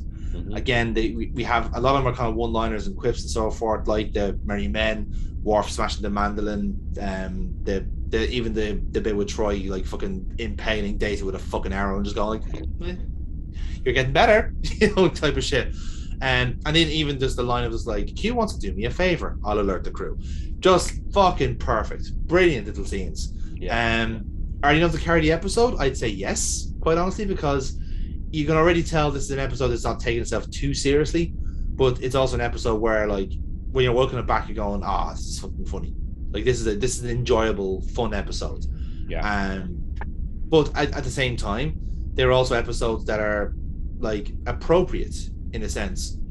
That like you can imagine that at like 4 years into this mission, if Q appears, the crew are on edge. It's like, oh, what's he want now? For fuck's sake, no one else in the Federation has this problem. He always wants to come to the fucking flagship. You can imagine the eye rolls from the lower decks, like, and even then, like the stuff with like Worf. If Worf suddenly finds himself wearing fucking like bright red tights, bunched up right up to his fucking 2 anuses, and then here's fucking like a blind engineer trying to plumb a fucking guitar, he's gonna be pissed off too. It's appropriate, and I'll leave that for the character division. But again, I think good little moments, and I think every scene works in this episode for me. Yeah, I agree with you there. The first memorable one for me, and it wasn't a full scene. It was kind of the tail end of it, was Crusher turning up at his quarters. Oh, and the awkwardness of him and Vash and Crusher, like, oh. Then immediately leading on to the next one, which was horny Riker. That's what he's going to be known from now on. He's horny Riker. Yes. Seeing a new girl going, oh, who's this? And he goes to chat her up, and that's another great one. Then you've got I am not a merry man. That scene is fantastic because he goes from I am not a merry man, I'm not participating, takes his fucking sword out and goes bum. And he goes mental. You know what I mean? Even the scene where Guy Gisborne, your head's coming off at dawn. Oh no, come on. We can talk this out. We can talk this out. Even that's brilliant because like Q didn't expect it. Yes. He didn't expect that to happen. He's like, fuck, what? That was not part of the script. What's going on here? What the fuck? Brilliant. Absolutely brilliant. I'm gonna go back to my original score that I've been doing throughout the episode. I'm gonna go 8 on this one. Yeah, I'll match your 8. I shall match your 8. Okay, so next up then is another very strong category for me is characters. Again, this is the kind of episode where you're able to do when your characters are fully defined and your audience is used to them. So it's not just a case of where like, everyone has one character trait and they just kind of cobble away to a show. A good comparison is like there's not much comedy episodes in say the first and second season, but like The Naked Now is a good example where like that's an episode done, 3rd episode in the series, like right after Encounter Farpoint. It's an episode that falls on its arse. One, because it's a sequel to original series episode that wasn't that great initially. Yeah. I mean, I'm not saying that we're biased here, but even we as Irishmen cannot get behind an episode where hoity-toity Mr. O'Reilly takes the engineer and goes, oh, here's singing ballads along. It's not that great an episode, lads, right? It's not that good. It's fucking terrible. It's bad. And it's slightly racist, to be honest. So the next generation to do a follow-up to that episode where the exact same thing happens, except Tasha Yar fucks Data into the next century, it doesn't really hold true. But the reason lucky bastard, I must say. He's fully functional in various different techniques. But the thing is that that episode was bound to fall on its arse because no one knows the characters yet. To do a little light-hearted, let's all pretend we're hammered type of episode.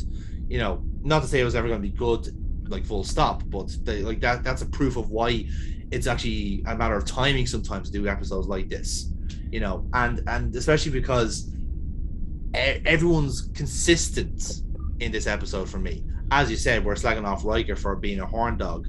Worf just like being annoyed that Q is fucking around and is not somehow dead by his hands, But again, as I said earlier on, everyone gets a little bit of action in this episode. Like even like Deanna's little sequence there where she like completely air kicks the fucking the arrow into Data. That's a wonderful little thing for Deanna because like we know she's not combative. She's in a situation that's completely unbeknownst to her.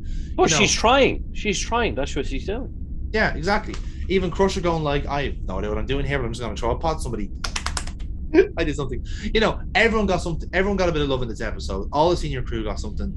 Vash is always a very good character anyway. Like even for she's only in 2 or 3 episodes, but she's used well.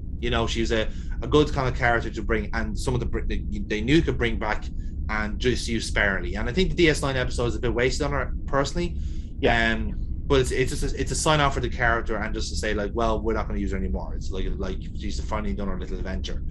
And for Picard as well, like, yeah, like it's a good episode for him as well, because in a way, like, he's been told, just come on, be more honest, like, come out, just like be fun, be whatever it is, and it's just like, no, I have to be a Starfleet captain because of the rules. So what rules? I don't know, fucking rules. Get off my back, man. But that's the thing. So I think it's a very, very strong category for GAT. So it's not groundbreaking in a sense, because like Picard just kind of goes back to normal after this for me. Like, he does kind of like, he doesn't suddenly start like, having like a genuine relationship. He doesn't like suddenly just start asking Beverly Crusher to fucking dinner. I know they have their own kind of dates anyway, but not to the same extent. It's nothing official. And even after this, I don't think he actually properly settles down until recent times. So I'm gonna go with a 9 with this one, because I think everyone's been very good. Yeah. Like I said, the one mark is probably Picard, because in a way he doesn't really learn anything from this episode. It just kind of confirms that he is still very private, and the lesson is perhaps the seed has been planted, but you won't see the actual results of that for a very long time. Yeah, I'll agree with you there. It's everyone kind of has a good episode, but I think Picard does have a good episode, because he does come out of his shell a little bit. Oh yeah, that's fair. Yeah, he does, but as soon as Vash is gone, he's back to Picard, back to stone. You would have liked to see. Well, yeah, obviously we didn't want to see Kirk-esque Picard. No, going around riding everything, but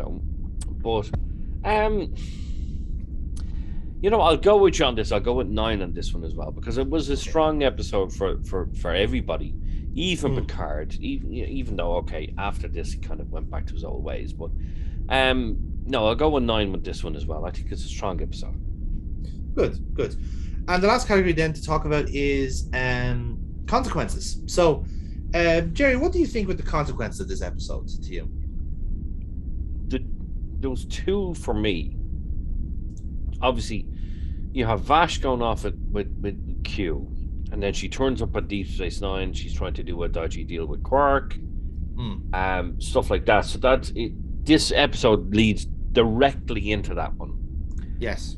You've also got the fact that consequences of this is Q basically starting to fuck up Picard, but in a good way. He's trying to get something out of Picard. Yeah. He's trying to kind of make him admit certain things. But then you've also got Picard, and the consequences are is that he could have had something real with this woman. Yeah. Had he asked. But he didn't, because he was so close-minded. He was so close. His emotions are kept close to his chest, and he didn't want that, because he didn't want to have to explain to his crew exactly what the situation was. So I thought, it's not a 10 out of 10 for consequences, but I think a 7 to an 8 maybe, because you've got the fact that you have continuation from this episode. 3 different types of continuation. You've got the Vash going to Deep Space Nine, her being with Q. You've got the fact that Q has decided now he doesn't want to fuck with Picard. He wants something from Picard, and then Picard being, okay, I've kind of not poured my heart out to this woman, but showed her some of my feelings. Yeah, that shit's not going to happen again. So and you go from there. Yeah. Do you know what? I think I'm going to match you with that 8, because, like I said, I think that the biggest kind of thing is the fact that Picard there isn't a response that is quick enough for Picard, in the sense where he doesn't take the lesson on board. But then again, because it's from Q, he just he's swatting it off as if it's just him annoying him. So it is consistent in that sense. Like I said, the consequences are that they do end up on Deep Space Nine, and Cisco uppercuts Q. I think is a good consequence for everyone in the galaxy, to be honest. Absolutely. I choose to believe when Q does get hit by Cisco, he just gets flashbacks to the Cisco poisoning a planet, and fucking the Dominion War being his almost oh, it's him, oh fuck, oh Jesus Christ. But yeah, I love the fact that you put it in a flashback kind of context. Yeah. Because Q, as he's omnipotent, he goes back and forward in time. So he would have seen the whole of the Dominion War. So he's like, this motherfucker not only brought the Romulans in and started the war with the Dominion, he ended the fucking war with the Dominion. I was going to say, like, that's how the flashbacks like ends. It's like, it's just like that clip of the Pale Moon go, I can learn to live with it. Fuck, he actually can. Oh, this guy's not Picard. He has no morals. Oh fuck, he just hit me again. He's hit me again. He's kicking the shit out of me. So really, really good. Love it. So with all of that said and done, Jerry Soul, as you said, it was an incredibly consistent episode, almost 8s across the board. I say almost because Q-pid gets a score of 81 out of 100. Ooh. So where does that leave it in the table, I hear you asking? Well, I shall tell you. Down the bottom of the table, we'll go in ascending order this time. 15th officially now is the Voyager Conspiracy from the titular Voyager at 59. 0.5 ahead is the Arsenal of Freedom from the first season of Next Generation. Then we got a couple of original series episodes in the Enterprise Incident, which is 67 out of 100. Then we have the Doomsday Machine, then a couple of points ahead at 72. Then we have a gaggle of Next Generation season 1s at 73 in Conspiracy and the Battle.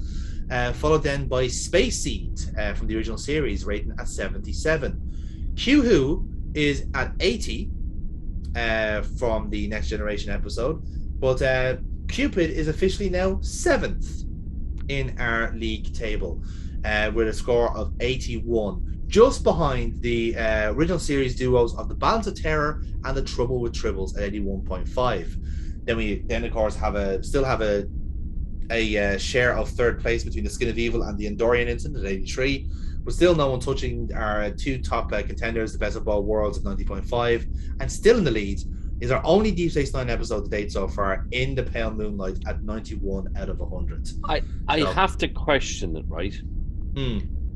Sorry, what was In the Pale Moonlight? 91. 91. Yeah. 91. I'm going to go out on a limb here, okay, and say that we're not going to get a higher rated episode. It's tough. It really is, because there's some fucking amazing episodes to come, and we both know it. But to beat In the Pale Moonlight is gonna be tough.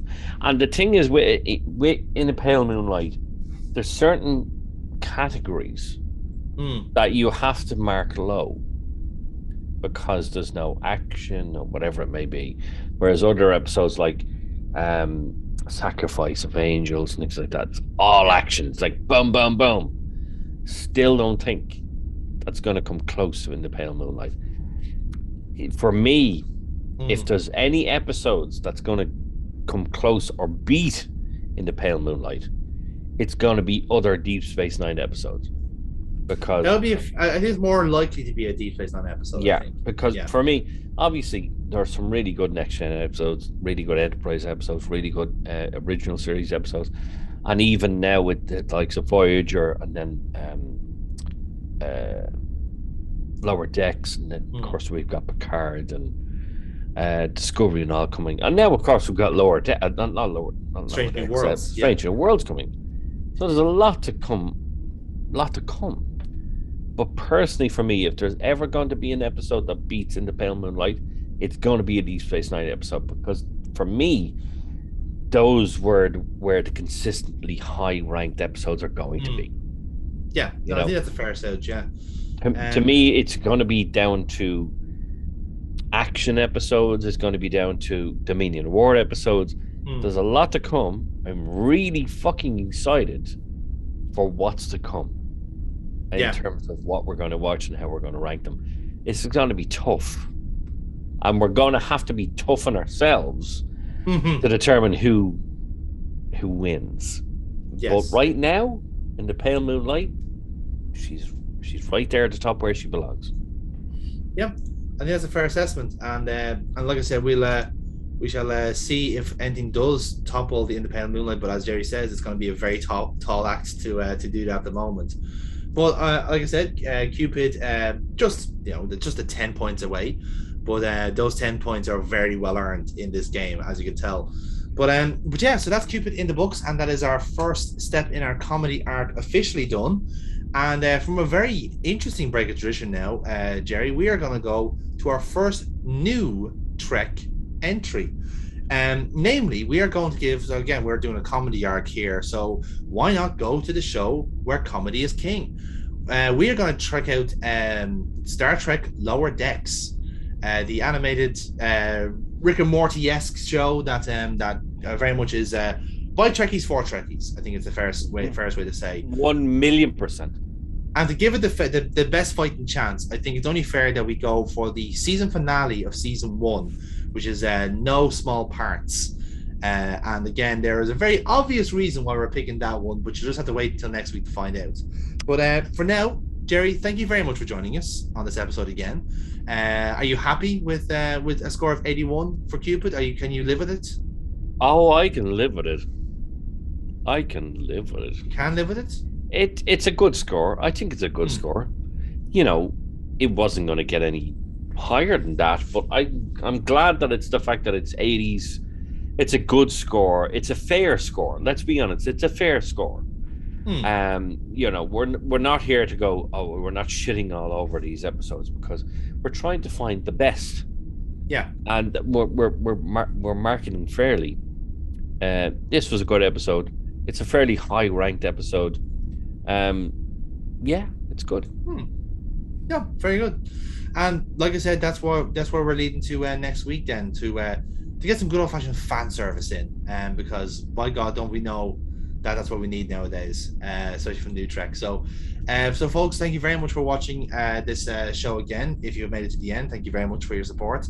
By all means, do all the YouTube stuff that we ask every single week, like, share, and subscribe. It helps the channel out immensely every time you do that, because it just means that we can give you more of what you want, which is clearly us fawning about horny Riker, because let's be faced, that's what we all want in life, isn't it, Jerry? Yes. To straddle a chair in your job. 100%. We need more horny Riker, because horny Riker is the best thing out there, and the fact that horny Riker encompasses every series bar Voyager, yes, and the original series. He was in an episode of Voyager. He was, but he wasn't horny Riker there. Fair. He was horny Riker in Deep Space Nine because he tried to get off with Kieran Reese. He was horny Riker in Next Generation because it's Next Generation. He was even slightly horny Riker in Enterprise. Because he fucked the last episode of the show. He fucked it right. He fucked it right. And of course, you've got horny Riker in Picard as well. So, and a little bit of horny Riker now in Lower Decks. So, you know, it's great. You know, what we're doing is great. It's fantastic. I'm loving the process, and I can't wait for what's to come. But ladies and gentlemen, please like, comment, subscribe. Let us know what you want. Let us know. Yes. If there's a particular episode you want us to review, please let us know. Just please do me one favor. Don't give us a shitty episode.